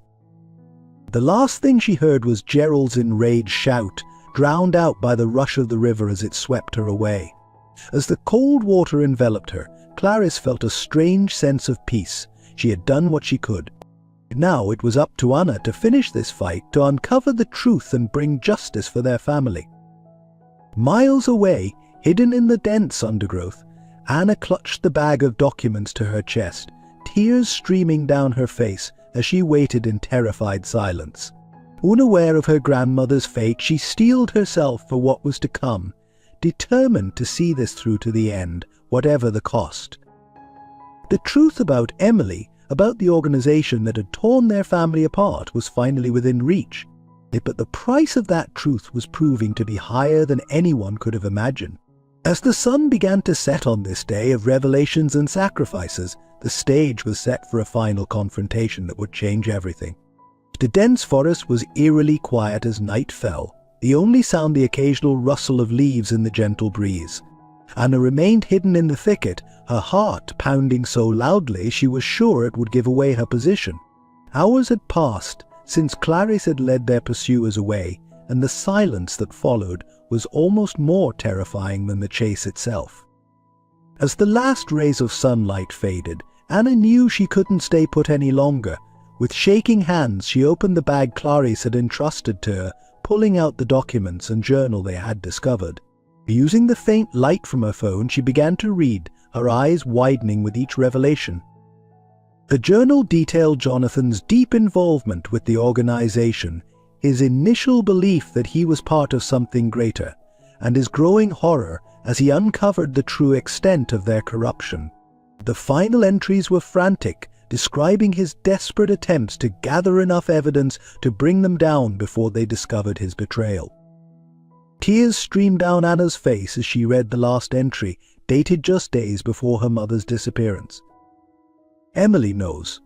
She found the files. I've tried to explain to make her understand the danger, but she's determined to go to the authorities. I fear I've signed her death warrant. I must find a way to protect her, to get her and Clarisse away before it's too late. If anything happens to me, let this journal be my testimony. The truth must come out, no matter the cost." Anna closed the journal, her mind reeling. Her grandfather hadn't been the villain she'd imagined, but a man trapped in a web of his own making, desperately trying to save his family. And her mother, Emily, had been silenced for trying to do the right thing. With newfound determination, Anna struggled to her feet, wincing at the pain in her ankle. She had to get these documents to Richard, to the authorities. It was the only way to honor her grandfather's sacrifice and uncover about her mother's fate. Limping through the darkness, Anna made her way back towards the mansion, hoping to find a phone or a way to contact Richard. As she emerged from the tree line, the sight that greeted her made her blood run cold. The grand Victorian house was ablaze, flames licking at the night sky. In the distance she could hear sirens approaching. Panic gripped her as she realized that any evidence left in the house would be destroyed. As she stood frozen, trying to decide what to do, a hand clamped down on her shoulder. Anna whirled around, ready to fight, only to find herself face to face with a woman she had only seen in photographs. "Mom?" Anna whispered, her voice barely audible over the crackling of the flames. Emily Morgan stood before her, older than in the pictures Anna had seen, with lines of worry etched on her face, but unmistakably alive. "Anna," she breathed, pulling her daughter into a fierce embrace. "Thank God you're safe." For a moment, Anna allowed herself to melt into her mother's arms, years of longing and questions momentarily forgotten. But reality quickly intruded, and she pulled back, her mind racing with questions. "How? Where have you been? We thought you were dead. Anna's voice cracked with emotion. Emily's eyes were filled with a mixture of love and sorrow. "I'm so sorry, sweetheart. I never wanted to leave you, but it was the only way to keep you safe. I've been in hiding, working to bring down the organization from the shadows." "But Grandma, she's been looking for you all these years," Anna said, the weight of Clarice's pain hitting her anew. A flash of guilt crossed Emily's face. "I know, and I'll spend the rest of my life trying to make it up to her. But right now we need to get out of here. It's not safe." As if to emphasize her point, a loud crack echoed through the night as part of the mansion's roof collapsed. The sirens were getting closer. "Wait," Anna said, clutching the bag of documents. "We can't leave. These papers, Grandpa's journal, they're the key to exposing everything." Emily's eyes widened as she saw the documents. "You found Jonathan's evidence." "Anna, this changes everything. But we can't let them fall into the wrong hands. The organization has people everywhere, even in law enforcement." "Then what do we do?" Anna asked, feeling overwhelmed by the magnitude of the situation. Emily's face set in a determined expression. "We take them to the one person we know we can trust. Richard Hayes. He's been my contact on the outside all these years, helping me gather information." The revelation that Richard had known Emily was alive all along was another shock, but Anna pushed it aside, focusing on the immediate problem. "But how do we find him? Grandma and I were supposed to meet him at a safe house, but we were attacked before we could get there." Emily nodded grimly. "I know where he'll go. There's a backup location we established years ago for emergencies. But we need to hurry. Once the fire is out, they'll be searching for any survivors." As they made their way through the woods towards Emily's hidden car, Anna's mind was whirling with questions. "Mom," she said hesitantly, "what happened that night, when you disappeared?" Emily's steps faltered for a moment before she continued, her voice low. "I had discovered the extent of your grandfather's involvement with the organization. When I confronted him, threatened to go to the authorities. He tried to warn me of the danger, but I didn't listen. That night they came for me, your grandfather. He sacrificed himself, created a diversion that allowed me to escape. In the time I realized what he'd done, it was too late. I couldn't go back without putting you and Clarice in danger." Anna felt a fresh wave of grief for the grandfather she'd never known, the man who had given everything to protect his family. And all these years, "I've been gathering evidence, building a case strong enough to bring down the entire organization," Emily finished. "It hasn't been easy, and there were so many times I wanted to come back, to hold you in my arms. But I knew that if I did, they'd kill us all." As they reached the car, hidden under a camouflage tarp, a new thought struck Anna. "Wait, Grandma. She led them away from me. We have to find her." Emily's face paled. "Clarice is here? Where?" Anna quickly explained what had happened at the mansion, watching as her mother's expression shifted from shock to determination. "We'll find her, Anna, I promise," Emily said as they got into the car. "But first we need to get these documents to Richard. It's what Clarice would want us to do." As they drove through the night, Anna felt as though she were in a dream. Her mother, alive and by her side, the truth about her family's past finally coming to light. But the joy of reunion was tempered by fear for Clarice and the weight of the task ahead. Little did they know their journey was far from over. The organization was closing in, and the final confrontation would test the bonds of their newly reunited family in ways they could never have imagined. As dawn broke on a new day, Anna steeled herself for what was to come, knowing that the truth about her family's past and her own future hung in the balance. The car sped through the night, its headlights cutting through the darkness as Emily navigated the winding back roads. Anna sat in the passenger seat, her mind still reeling from the events of the past few hours. The bag containing Jonathan's documents sat clutched tightly in her lap, a tangible link to the grandfather she'd never known and the truth they were fighting to uncover. "How much further?" Anna asked, breaking the tense silence that had fallen between them. Emily glanced at her daughter, a mix of love and worry in her eyes. Not far now. Richard's backup location is an old hunting cabin, deep in the woods. It's off the grid, virtually impossible to find unless you know exactly where to look.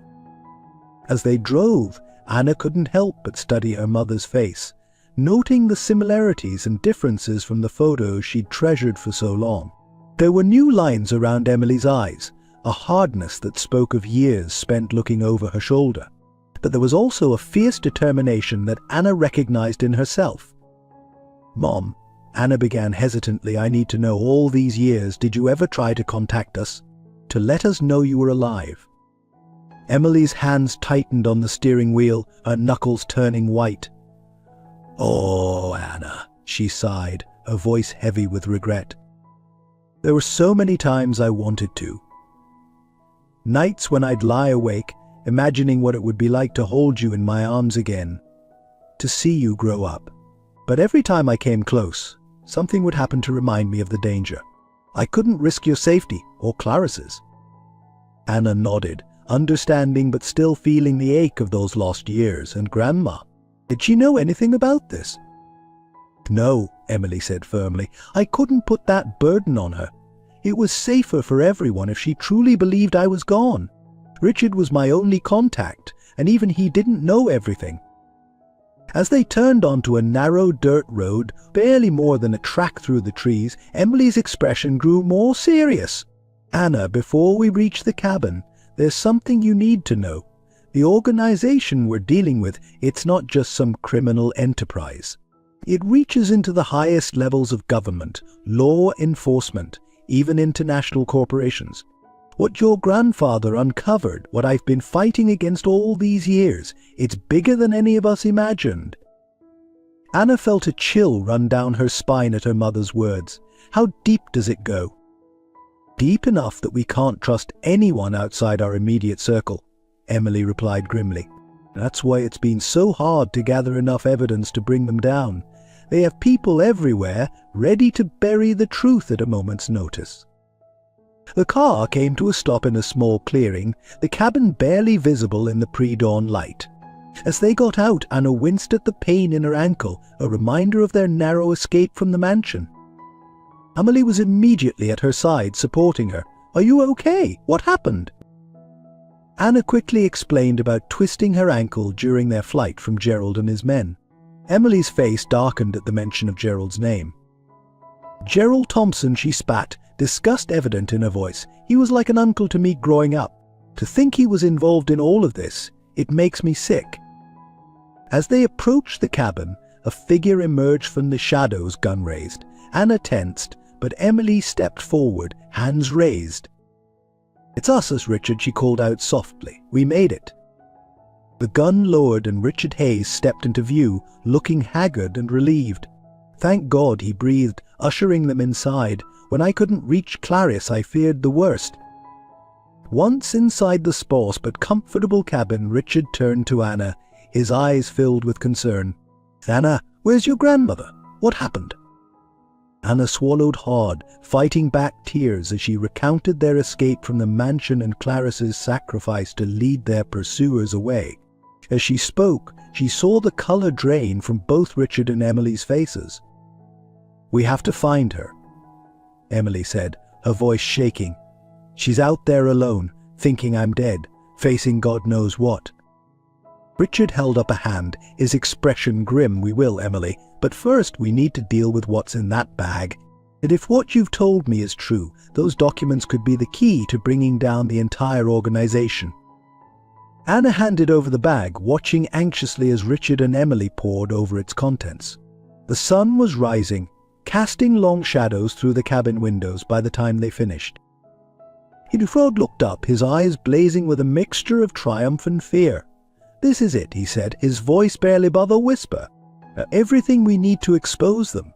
Financial records, communication logs, even details of their operations. Jonathan, he must have been planning this for years." Emily nodded, tears in her eyes. "He was trying to protect us in his own way." "Oh, Dad!" The moment of reflection was shattered by the sound of approaching vehicles. Richard rushed to the window, his face paling.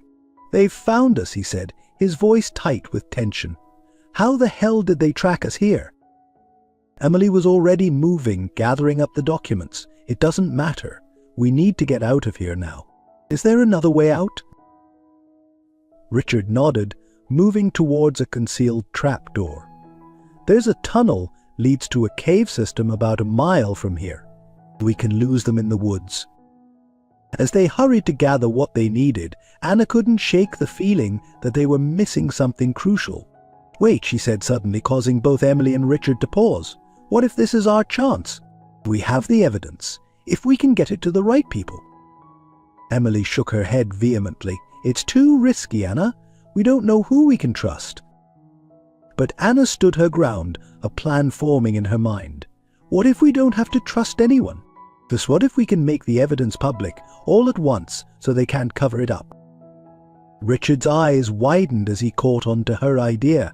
"The internet," he breathed. "If we can upload everything, send it to multiple news outlets simultaneously." "It would be chaos," Emily finished, a glimmer of hope in her eyes. "They wouldn't be able to contain it all." The sound of car doors slamming outside spurred them into action. Richard hurried to set up his laptop, establishing a secure connection, while Emily and Anna sorted through the documents, deciding what was most crucial to include in their digital bombshell.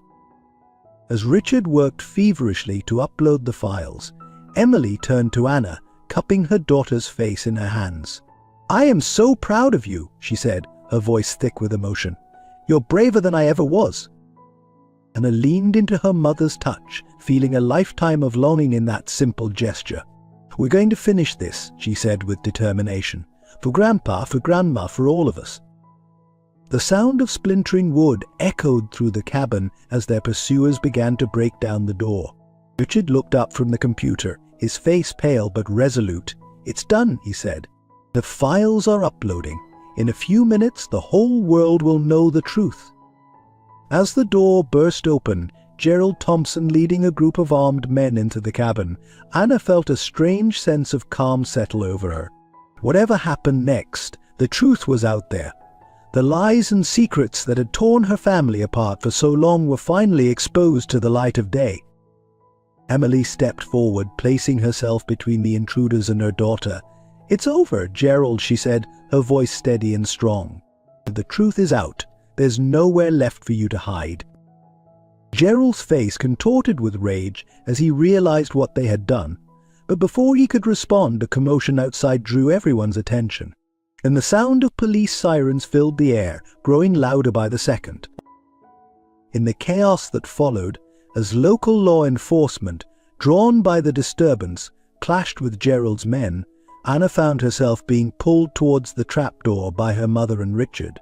As they descended into the darkness of the escape tunnel, Anna's last glimpse of the cabin was of Gerald Thompson, the man who had caused her family so much pain, being led away in handcuffs. The tunnel was damp and narrow, forcing them to move in single file. As they emerged into the early morning light in a secluded part of the forest, Anna felt as though she were waking from a long nightmare. The truth was out, the organization exposed, but there was still one piece missing from this puzzle.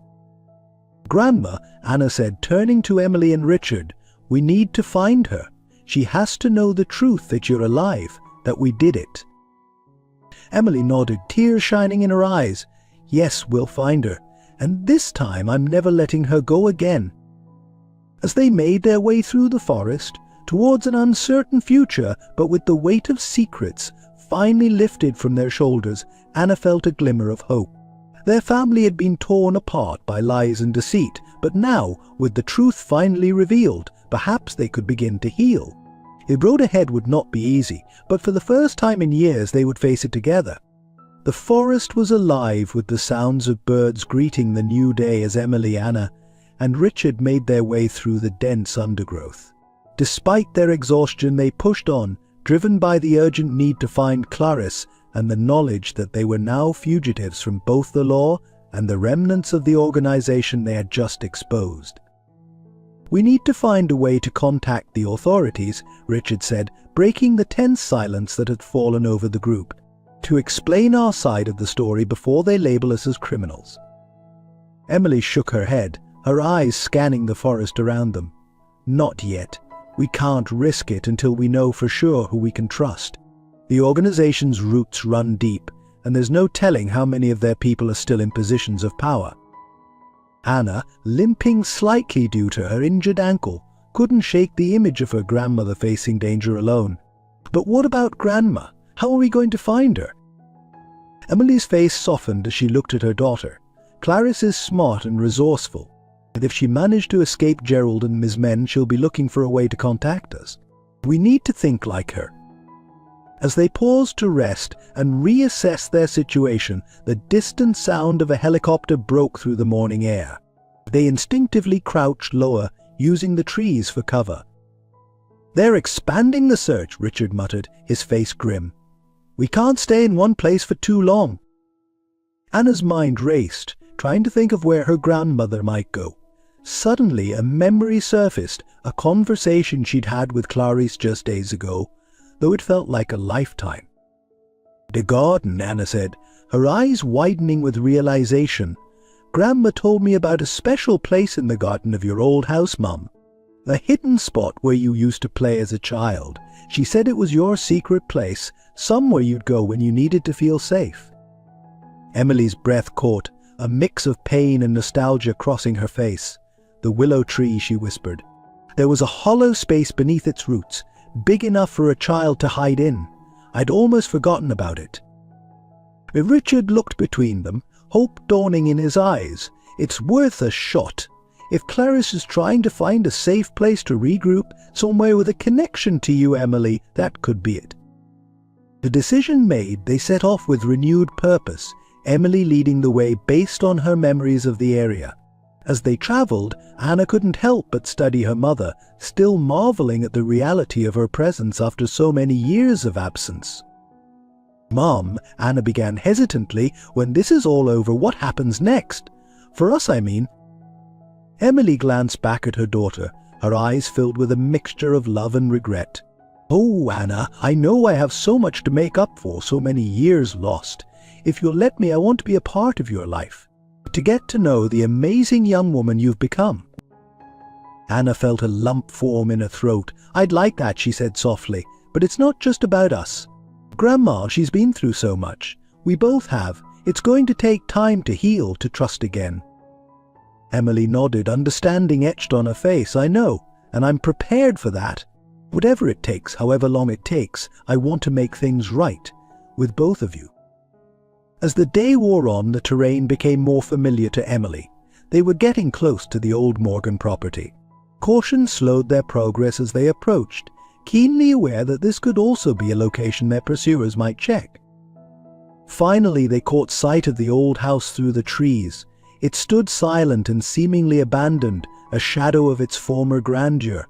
Emily led them around the perimeter, staying hidden in the tree lane until they reached the back of the property where the gardens once flourished. "There," Emily whispered, pointing to an ancient willow tree that stood apart from the other vegetation. Its long sweeping branches created a curtain of green, hiding whatever lay beneath from prying eyes. They approached cautiously, Emily in the lead. As they drew closer, Anna's heart began to race. Or was Clarice really here? Had their intuition been correct? Emily gently parted the willow's branches, revealing the gnarled roots at its base. For a moment, everything was still. Then, a movement caught their eye. From the hidden hollow beneath the roots, a figure emerged. Clarice Morgan, disheveled and exhausted, but very much alive, looked up at them with wide, disbelieving eyes. "Emily." Clarice's voice was barely a whisper, her hand reaching out as if to touch a ghost. "Is it really you?" Emily fell to her knees beside her mother, tears streaming down her face. "Mom," she choked out. "It's me, I'm here, I'm so sorry for everything." As mother and daughter embraced for the first time in over 2 decades, Anna felt her own eyes fill with tears. The sight of her grandmother and mother reunited was overwhelming, a moment she had dreamed of but never truly believed would happen. Clarice looked up, her tear-stained face breaking into a smile as she saw Anna. "You're safe," she breathed, reaching out to pull her granddaughter into the embrace. "Both of you, you're safe." For a long moment, the 3 generations of Morgan women held each other, years of pain and separation melting away in the warmth of their reunion.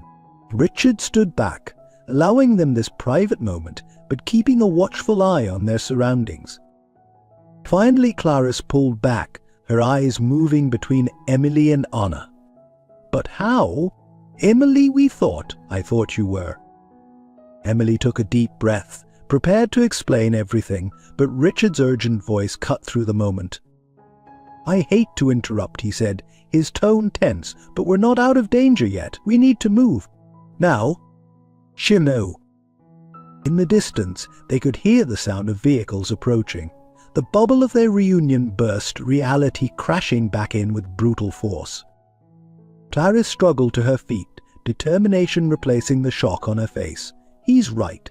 There's an old groundskeeper's cottage not far from here. It's secluded, and I doubt anyone remembers it exists. We can regroup there, figure out our next move. As they hurried through the overgrown gardens, following Clarice's lead, Anna felt a strange mix of emotions. Joy at having her family reunited, fear of the danger still pursuing them, and a steely resolve to see this through to the end. The cottage, when they reached it, was little more than a glorified shack, hidden behind years of untended foliage. But it offered shelter and, more importantly, a chance to catch their breath and plan their next move.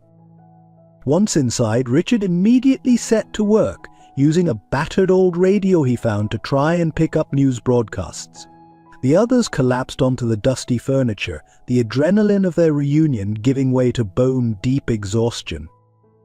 "The documents," Clarice said suddenly, looking around with worry. "Did you manage to save them?" Emily nodded, patting the bag she'd kept clutched to her side throughout their journey. "We did more than save them, Mom. We released them. Everything. It's all out in the open now." Clarice's eyes widened as Emily and Anna took turns explaining what had transpired at the cabin, the uploading of the documents and Gerald's arrest. "So it's over?" Clarice asked, hope and disbelief warring in her voice. "After all these years, it's finally over?" Richard looked up from the radio, his expression grave. "Not quite. The news is buzzing with the revelations, but there's also a manhunt underway. For us, we're being painted as terrorists, accused of spreading false information to destabilize the government." The weight of their situation settled over the group. They had struck a massive blow against the organization, but the fight was far from over. They were now fugitives, with powerful enemies still at large and determined to silence them. "What do we do now?" Anna asked, looking between the adults who had shaped her life in such profound ways. Emily stood, her face set with determination. "We finish this, once and for all. We have the truth on our side now, and we're together. That's more than we've had in years." Clarice nodded, reaching out to take her daughter's hand. "Together," she agreed, her voice strong despite her exhaustion. As they began to formulate a plan, Anna felt a surge of pride and determination. Her family, fractured for so long by secrets and lies, was united at last. Whatever challenges lay ahead, whatever dangers they would face them as one.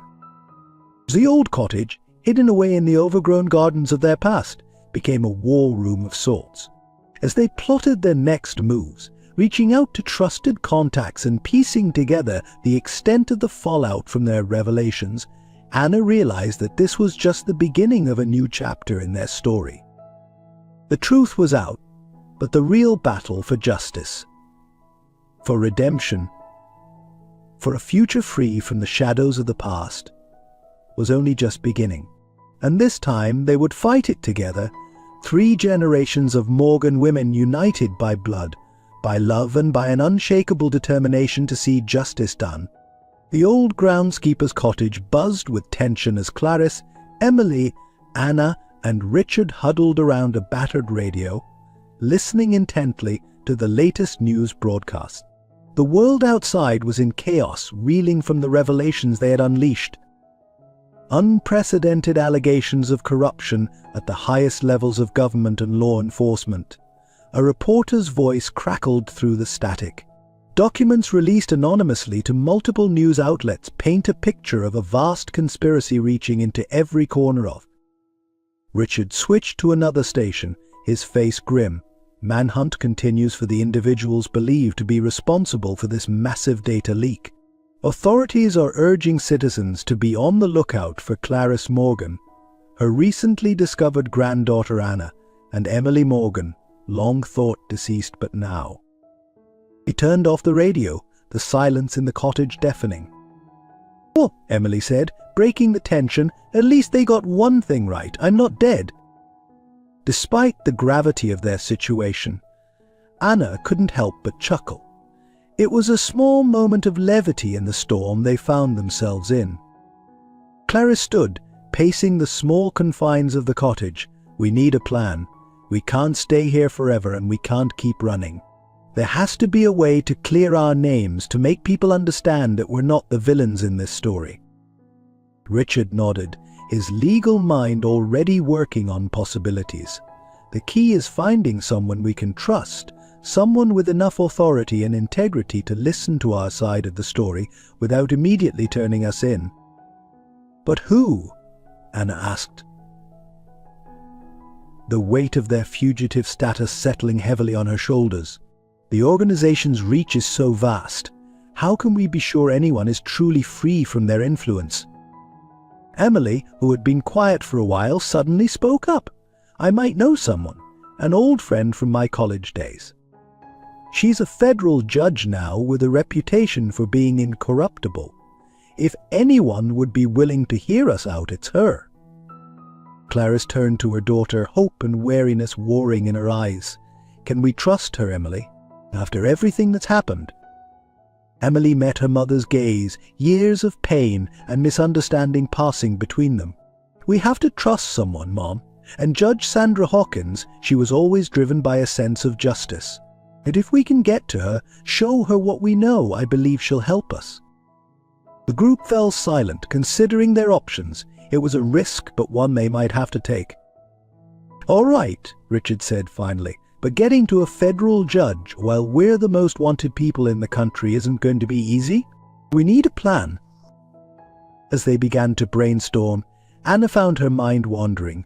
She thought of the life she had led before all this began, the simple existence working in diners and dreaming of a better future. Now, here she was, caught up in a conspiracy that threatened to shake the foundations of society itself. "I have an idea," Anna said suddenly, causing the others to turn to her in surprise. "But it's dangerous, and you're not going to like it." She outlined her plan, a plan that would put her directly in the spotlight, using the media frenzy surrounding their case to their advantage. It was risky, borderline reckless, but it just might work. Emily shook her head vehemently. "Absolutely not. It's too dangerous.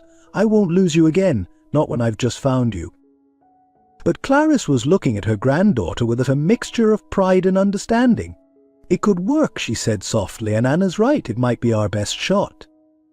So debate raged on, tensions rising and falling. Anna found herself studying the faces of her family. Her grandmother, worn by years of grief but still fiercely determined. Her mother, a stranger and yet so familiar, fighting to protect the daughter she had been forced to abandon. And Richard, loyal to the end, risking everything for the truth. Finally, a consensus was reached. They would move forward with Anna's plan, but with modifications to ensure her safety as much as possible. As they began to work out the details, a sense of purpose filled the small cottage. They were no longer just running, they were fighting back. The next few days were a whirlwind of preparation. Using Richard's contacts and Emily's years of experience in staying off the grid, they gathered the resources they would need. Burner phones, disguises, and most importantly, a secure way to reach out to Judge Hawkins. The night before they were set to put their plan into action, Anna found herself unable to sleep. She slipped out of the cottage, careful not to wake the others, and made her way to the old willow tree where they had found Clarice. As she sat beneath its sweeping branches, staring up at the stars peeking through the leaves, she heard soft footsteps approaching. "Couldn't sleep either," Emily asked, settling down beside her daughter. Anna shook her head. It's all so overwhelming. A week ago, my biggest worry was making rent. Now. Emily wrapped an arm around Anna's shoulders, pulling her close. I'm so sorry, sweetheart. This isn't the life I wanted for you.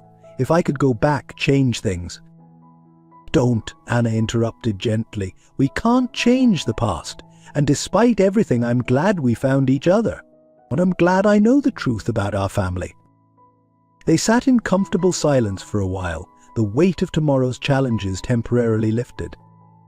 Mom, Anna said finally, if this works, if we clear our names and bring down what's left of the organization, what happens then? Emily sighed, her gaze distant. I don't know, Anna. I've spent so long living in the shadows, fighting this fight, I'm not sure I remember how to live a normal life. But I want to try. For you, for your grandmother, for all of us. As the first light of dawn began to break over the horizon, they made their way back to the cottage. The others were already awake, making final preparations. Clarice looked up as they entered, her eyes searching their faces. Are we ready for this? Anna took a deep breath, squaring her shoulders, as ready as we'll ever be. Richard handed out the burner phones, his expression serious. Remember, stick to the plan. No unnecessary risks. If anything goes wrong, we abort and meet at the backup location. They gathered in a tight circle, hands clasped. For a moment no one spoke, each lost in their own thoughts and fears. Then, with a collective nod, they stepped out into the morning light, ready to face whatever came next. As they drove towards the city, towards the most dangerous gambit of their lives, Anna felt a strange sense of calm settle over her. Whatever happened today, they were in it together. The truth was on their side, and they would see it through to the end. The skyline of the city came into view, a maze of steel and glass that held both danger and opportunity. Somewhere in that urban jungle, Judge Sandra Hawkins was waiting, unknowingly holding the key to their salvation or their downfall. Anna closed her eyes, sending a silent prayer to whoever might be listening, for strength, for courage, and most of all, for the chance to finally bring justice to those who had torn her family apart for so long. As they entered the city limits, the first phase of their plan began. It was time to turn the tables, to go from hunted to hunters. The final act of their family's long drama was about to unfold, and the world would never be the same. The bustling city streets were a stark contrast to the quiet seclusion of the cottage they had left behind. Clarice, at the wheel of their nondescript sedan, navigated through the morning traffic with practiced ease, her eyes constantly scanning for any signs of pursuit. In the back seat, Anna fidgeted nervously with the strap of her bag, which contained copies of the most damning evidence they had uncovered. Emily reached over, placing a reassuring hand on her daughter's knee. Remember, Emily said softly, stick to the plan. No matter what happens, we're in this together. Anna nodded, drawing strength from her mother's touch. It was still surreal, having Emily back in her life after so many years of absence. The bond between them, though new, felt unbreakable. Richard, seated in the front passenger seat, was on high alert, his years of legal experience giving him a keen eye for potential threats. We're approaching the courthouse, he announced, his voice tense. Everyone ready? The plan was audacious in its simplicity. Anna would turn herself in at the courthouse, creating a media frenzy that would draw attention away from the others. Meanwhile, Emily and Richard would use the distraction to make contact with Judge Hawkins, hoping to present their case before the force of law enforcement could descend upon them. As they pulled up to the courthouse, a crowd of reporters was already gathering, alerted by an anonymous tip, courtesy of Richard's careful planning. Anna took a deep breath, steeling herself for what was to come. Clarice turned in her seat, her eyes meeting Anna's. You don't have to do this, she said, her voice thick with emotion. We can find another way. But Anna shook her head, a determined set to her jaw. No, this is our best chance. I can do this, Grandma. Trust me. With a final embrace from Emily and a supportive nod from Richard, Anna stepped out of the car. The effect was immediate. Shouts of recognition rippled through the crowd, cameras flashing as reporters surged forward. Anna Morgan. One reporter called out, "Is it true that you and your family are responsible for the massive data leak? Are the allegations of government corruption true?" Another shouted. Anna raised her hands, projecting an air of calm she didn't entirely feel. "I'm here to turn myself in," she announced, her voice carrying over the clamor. "But before I do, there's something the American people need to know." As Anna began to speak, carefully recounting the tale of conspiracy and corruption they had uncovered, Clarice pulled away from the curb. They had mere minutes to reach Judge Hawkins before the authorities realized what was happening. Emily's heart raced as they approached the service entrance of the courthouse. Everything hinged on their ability to reach the judge before security could lock down the building. "There," Richard pointed, spotting a familiar figure hurrying towards her car. "That's her." Clarice pulled up alongside the startled judge, Emily already rolling down her window. "Sandra," she called out, locking eyes with her old friend, "we need your help. Please just give us 5 minutes." For a moment Judge Hawkins stood frozen, shock evident on her face at seeing the woman she had long believed dead. Then, with a quick glance around, she nodded, climbing into the backseat of the car. "Emily Morgan," she breathed, disbelief coloring her tone. "I thought we all thought." "I know," Emily cut in, her voice urgent. "And I promise I'll explain everything. But right now we need your help.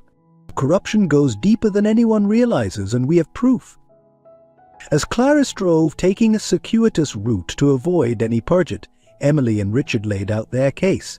They presented the evidence they had gathered, explaining the vast conspiracy that had torn their family apart and threatened the very foundations of justice. Judge Hawkins listened intently, her expression growing graver with each revelation. When they finished, she sat back, running a hand through her hair. "This is overwhelming," she said finally. "If what you're saying is true, it would shake the entire system to its core." "It is true," Clarice insisted, her eyes meeting the judge's in the rearview mirror. "Every word of it. And right now my granddaughter is putting herself at risk to give us this chance to be heard." A tense silence fell over the car as Judge Hawkins considered their words. Outside, sirens began to wail in the distance, growing closer with each passing second. "All right," the judge said at last, her voice filled with resolve. "I'll help you, but we need to move fast. If even half of what you've told me is true, there are people who will stop at nothing to keep this quiet." Relief washed over the group, but there was no time to celebrate. They needed to act quickly to ensure Anna's safety and to present their evidence in a way that couldn't be dismissed or covered up. As they formulated a plan, Clarice couldn't help but marvel at the strange twists of fate that had brought them to this point. Her family, torn apart for so long, was now united in a fight for justice that was larger than any of them. Across town, Anna stood on the steps of the courthouse, surrounded by a sea of reporters and onlookers. She had managed to hold their attention, carefully revealing select pieces of information that hinted at the larger story without giving everything away. But time was running out. She could see police vehicles approaching, their sirens cutting through the clamor of the crowd. Anna's heart raced, hoping that her family had succeeded in their part of the plan. Just as the first officers began to push through the crowd, a commotion at the top of the courthouse steps drew everyone's attention. Judge Sandra Hawkins emerged, flanked by Emily, Clarice, and Richard. "Anna Morgan," the judge called out, her authoritative voice silencing the crowd. "I am placing you under the protection of this court. Officers, stand down." A ripple of shock went through the assembled crowd. This was not how anyone had expected this scene to play out. As Anna was ushered inside the courthouse by her family, Judge Hawkins addressed the stunned reporters and law enforcement officers. "Ladies and gentlemen," she began, her voice carrying the weight of her position, What we are about to reveal will change everything you thought you knew about the workings of our government and justice system. I urge you all to listen carefully and to remember that the pursuit of truth is the highest calling of both the press and the law. Inside the courthouse, in a secure room, the Morgan family gathered around Judge Hawkins as she began to examine the evidence they had risked everything to bring to light. The next few hours would determine not just their fate, but potentially the fate of the entire nation.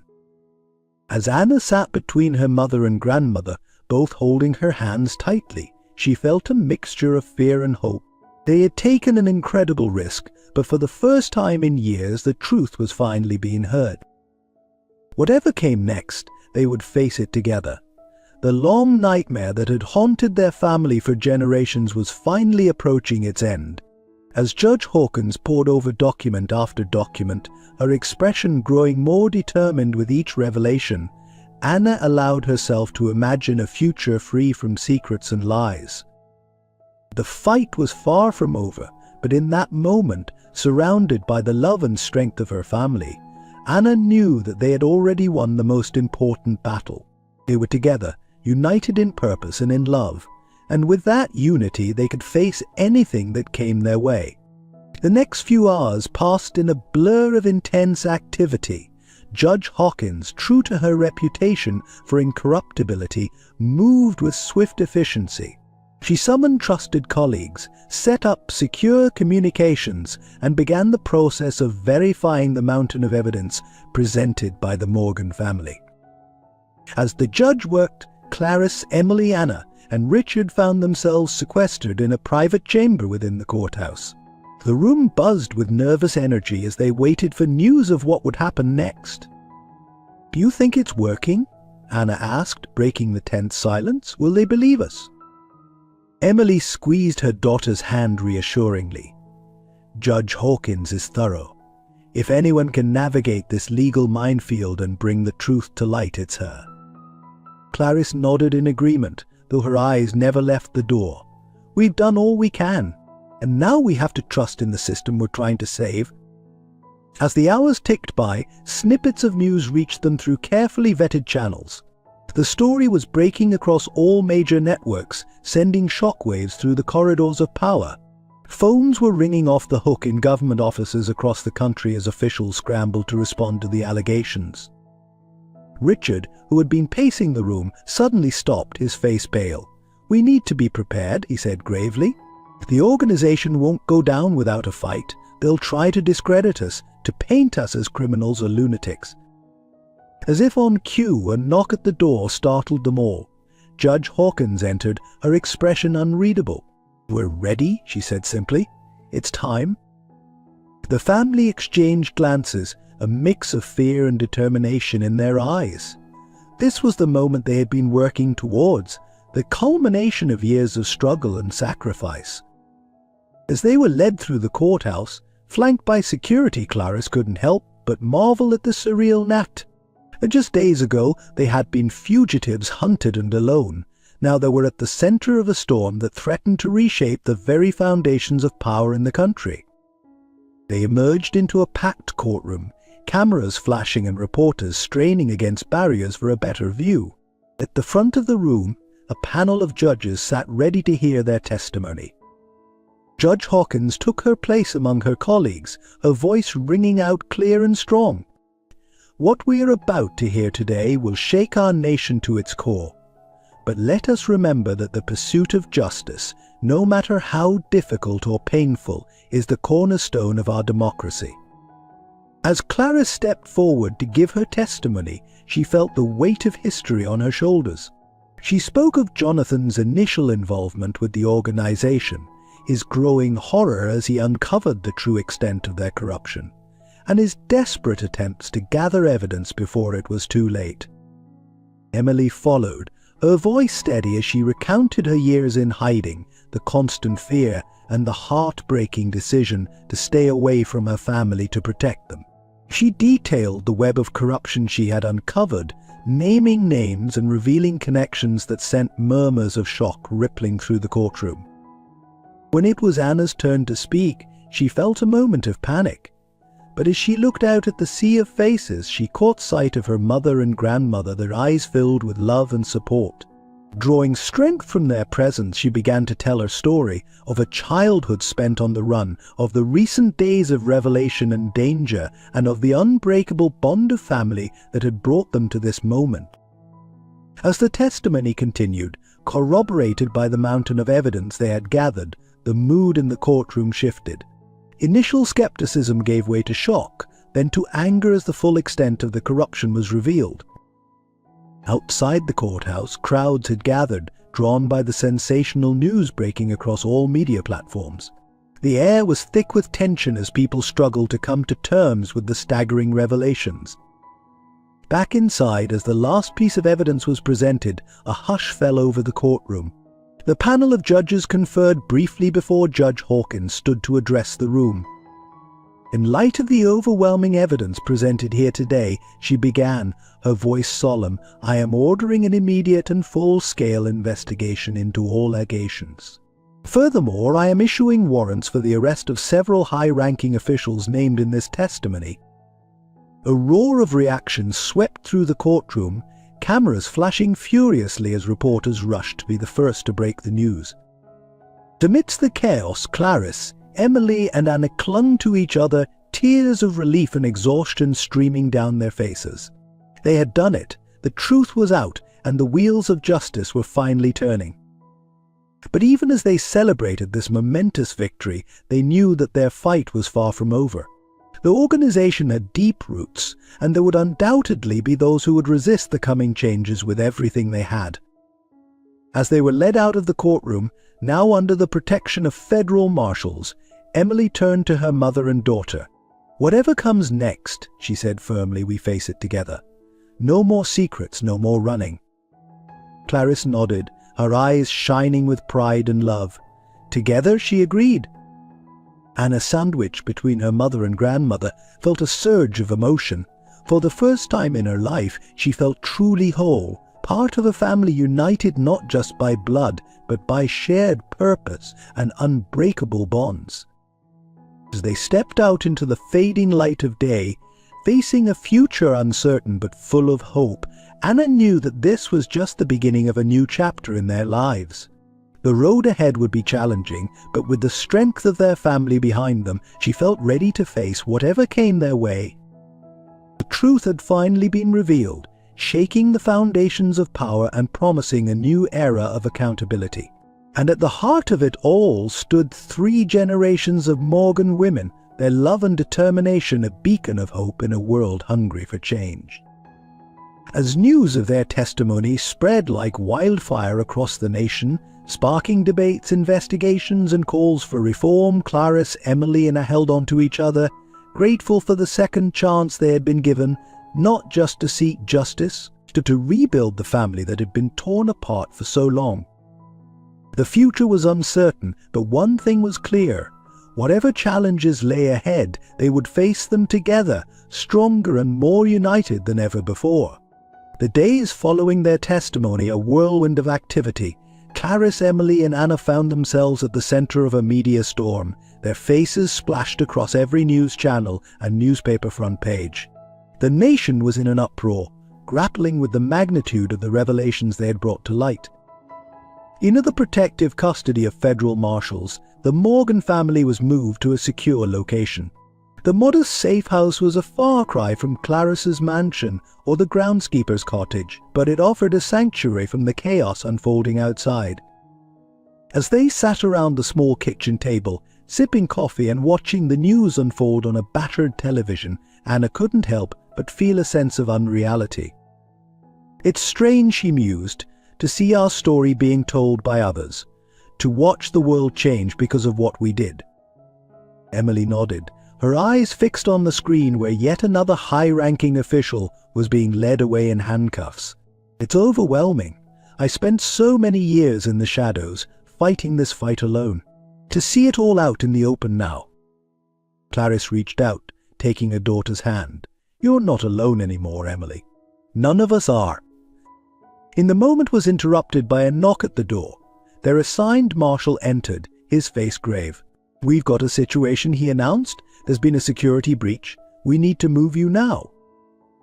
In a flurry of activity, they gathered their meager belongings. As they were rushed to a waiting vehicle, Anna caught a glimpse of dark-suited figures approaching the safe house. Her heart raced, remembering all too vividly their narrow escapes in the past. "It's not over, is it?" she asked as they sped away, her voice barely above a whisper. Richard, who had been working tirelessly to coordinate their legal defense, shook his head. "The organization is weakened, but not destroyed. There are still powerful people out there who want to silence us." The car wound its way through back roads and small towns, putting distance between them and the compromised safe house. As night fell, they found themselves at a small motel on the outskirts of a nondescript town. "We'll stay here tonight," their marshal informed them. "New orders will come in the morning."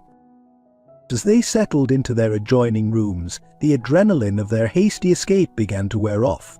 Anna found herself sitting on the edge of a bed, a wave of exhaustion washing over her. And Emily sat beside her, wrapping an arm around her daughter's shoulders. "How are you holding up, sweetheart?" Anna leaned into her mother's embrace, allowing herself a moment of vulnerability. "I'm scared," she admitted. "I thought once the truth was out it would be over, but it feels like we're still running." "I know," Emily soothed, running a hand through Anna's hair. "But we're not just running anymore. We're fighting back. And we're not alone." In the next room, Clarice and Richard were deep in discussion, poring over legal documents and news reports. "The public is on our side," Richard was saying, his tone cautiously optimistic. "The outcry for justice is overwhelming. But we need to be careful. The organization still has resources, still has people in positions of power." Clarisse nodded, her face set with determination. "Then we keep fighting. We've come too far to back down now." As the night wore on, the family gathered in one room, drawing comfort from each other's presence. They shared stories, filling in the gaps of their years apart. Laughter mingled with tears as they began the process of truly becoming a family again. In the early hours of the morning, as the others slept, Anna found herself unable to rest. She slipped outside, breathing in the cool night air. The stars above seemed brighter somehow, as if reflecting the hope that had been rekindled in her heart. She heard the door open behind her and turned to see her grandmother joining her. "Couldn't sleep?" Clarice asked softly. Anna shook her head, just thinking about everything that's happened, everything that's still to come. Clarice wrapped a warm arm around her granddaughter. "I know it's overwhelming, but I want you to know how proud I am of you, Anna. Your strength, your courage, you're everything I could have hoped for in a granddaughter." Tears pricked at Anna's eyes as she leaned into her grandmother's embrace. For so long she had felt adrift, without roots or family. Now, despite the danger and uncertainty they still faced, she felt grounded in a way she never had before. As the first light of dawn began to break over the horizon, Emily joined them outside.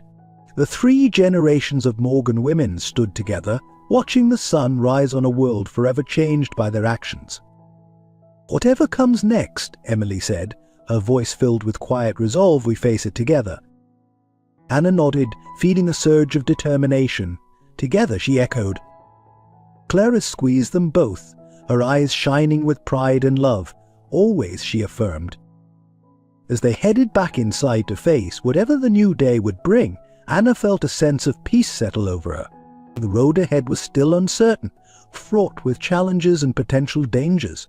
But for the first time in her life, she wasn't facing it alone. They had uncovered the truth, shaken the foundations of power, and reclaimed their family. Whatever trials lay ahead, Anna knew that together they had the strength to overcome anything. The sun climbed higher in the sky, casting its warm light over the small motel. Inside, a family once torn apart by secrets and lies was now united, ready to face the future head-on. The truth had set them free, and though the fight wasn't over, they would meet each challenge with the unbreakable bond of love and shared purpose that now defined them. As they gathered their belongings, preparing to move once again, Anna caught her reflection in the mirror. The young woman who looked back at her was changed, stronger, more assured. She was a Morgan, part of a legacy of courage and determination. And whatever the future held, she was ready to embrace it, with her family by her side. The door closed behind them as they stepped out into the new day, leaving behind the shadows of the past, and moving forward into a future bright with possibility and hope. 6 months had passed since the day Clarice, Emily, and Anna had stood before the world and exposed the truth that had torn their family apart for so long. The world had changed in ways they could scarcely have imagined, and yet, in many ways, it remained the same. The Morgan family stood together on the porch of a modest suburban home, watching as the moving van pulled away. This was their new beginning, a fresh start in a quiet neighborhood far from the grand mansion where their story had begun. "Well," Clarice said, a hint of wry humor in her voice, "it's not quite what I'm used to, but I think I could grow to love it." Emily laughed, wrapping an arm around her mother's shoulders. "It's perfect, Mom. A real home for all of us." Anna nodded in agreement, her eyes taking in the neatly trimmed lawn and the friendly faces of neighbors peeking curiously from behind curtains. "It feels right," she said softly, "like we're finally where we're supposed to be." As they turned to go inside, a sleek black car pulled up to the curb. Richard stepped out, his face breaking into a wide smile as he approached. "Ladies," he greeted them warmly, "I hope I'm not intruding on moving day, but I have news." They gathered in the cozy living room, still cluttered with boxes waiting to be unpacked. Richard's expression was a mixture of triumph and caution as he began to speak. "The last of the major trials has concluded," he announced. "Gerald Thompson and his top lieutenants have been sentenced. The organization, for all intents and purposes, has been dismantled." A collective sigh of relief passed through the room. It was the news they had been waiting for, hoping for, but scarcely daring to believe. "So it's over?" Anna asked, her voice barely above a whisper. "Really over?" Richard's smile faltered slightly. "The immediate threat has gone, yes, but there will always be those who seek power through corruption. Our victory has inspired others to come forward, to expose similar networks across the country. The fight for justice is far from over." Clarice nodded, her expression thoughtful. "But it's a fight that no longer rests solely on our shoulders. We've done our part. Now it's time for others to carry the torch." As Richard shared more details of the legal proceedings and the sweeping reforms that were being implemented in the wake of their revelations, Anna found her mind wandering. She thought of the long journey that had brought them to this point, the fear, the pain, the moments of despair, but also the courage, the love, and the unbreakable bond that had formed between them. Later that evening, as the sun began to set, casting a warm glow over their new neighborhood, the family gathered on the back patio. The sound of laughter drifted from nearby yards where children played and families enjoyed the peaceful evening. Emily raised her glass in a toast. "To new beginnings," she said, her voice filled with emotion, "and to the family that never gave up on each other." As they clinked their glasses together, Anna felt a surge of gratitude wash over her. She looked at her mother and grandmother, these incredible women who had fought so hard and sacrificed so much. They had given her more than just the truth about her past. They had given her a future filled with love and possibility. "And I've been thinking," Anna said hesitantly, drawing their attention, "about what I want to do next. With my life, I mean." Clarice and Emily exchanged glances, curiosity evident in their expressions. "What did you have in mind, dear?" Clarice asked. Anna took a deep breath, gathering her courage. "I want to go to law school," she announced. "I want to fight for justice, to help others who have been silenced or victimized. I want to make sure that what happened to our family never happens to anyone else." The pride that shone in her mother's and grandmother's eyes was almost overwhelming. Emily reached out, squeezing Anna's hand. "I think that's a wonderful idea," she said softly. "You have the strength and the heart for it." Clarice nodded in agreement. "The world needs more people like you, Anna. People who aren't afraid to stand up for what's right, no matter the cost." And as the conversation turned to plans for the future, Anna's education, Emily's ideas for a book about their experiences, Clarice's desire to start a foundation to help families torn apart by injustice. There was a sense of hope and excitement that permeated the air. The shadows of the past would always be with them, but they no longer held the power to darken their days. Instead, those shadows served as a reminder of how far they had come, of the strength they had found in each other. As night fell and stars began to twinkle in the sky above, Anna excused herself for a moment. She walked to the edge of the yard, looking up at the vast expanse of the universe. She thought of her grandfather, of the sacrifice he had made to protect his family. She thought of all the years her mother had spent in hiding, fighting a lonely battle for the truth. And she thought of her grandmother, who had never given up hope, even in the darkest of times. A gentle hand on her shoulder brought her back to the present. She turned to see Clarice and Emily standing beside her, their faces illuminated by the soft glow of the porch light. "What are you thinking about, sweetheart?" Emily asked. Anna smiled, feeling a sense of peace settle over her. "I was just thinking about how lucky I am," she replied, "to have you both to be part of this family, and about how excited I am for whatever comes next." Clarice wrapped an arm around her granddaughter. "Whatever it is, we'll face it together, and that's what families do." As they stood there, 3 generations of strong, resilient women, Anna knew that no matter what challenges lay ahead, they would meet them head-on. They had uncovered the truth, reclaimed their family, and in doing so, had changed not just their own lives, but the world around them. The night air was filled with the promise of new beginnings, of dreams waiting to be realized. And as Anna looked at her mother and grandmother, she knew that with their love and support, there was nothing she couldn't achieve. They made their way back to the patio where laughter and conversation flowed freely. This was their happy ending, but it was also a new beginning, a chance to build the life they had always dreamed of, surrounded by the love and strength of family. As they raised their glasses once more, toasting to the future, Anna felt a sense of certainty settle in her heart. For whatever came next, they would face it together. And in that togetherness, they would find the strength to overcome any obstacle, to right any wrong, and to build a future filled with hope, love, and the unbreakable bonds of family. The end of one chapter, but the beginning of so many more. The Morgan women were ready for whatever life had in store, their love for each other a beacon guiding them forward into a bright and promising future.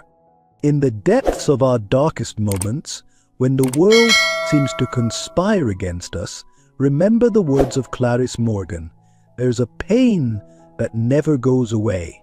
It's like a hole that never closes, a wound that always hurts, but it's in those very moments that we find our true strength. Emily's sacrifice reminds us that sometimes love means letting go to protect those we hold dear. "I've spent so long living in the shadows, fighting this fight," she said. "I'm not sure I remember how to live a normal life, but I want to try. For you, for your grandmother, for all of us." And from Anna, we learn that it's never too late to rewrite our story despite either ripe. I'm glad we found each other. I'm glad I know the truth about our family. Life may tear us apart, bury us in secrets and lies, but like the Morgan women, we can choose to fight back.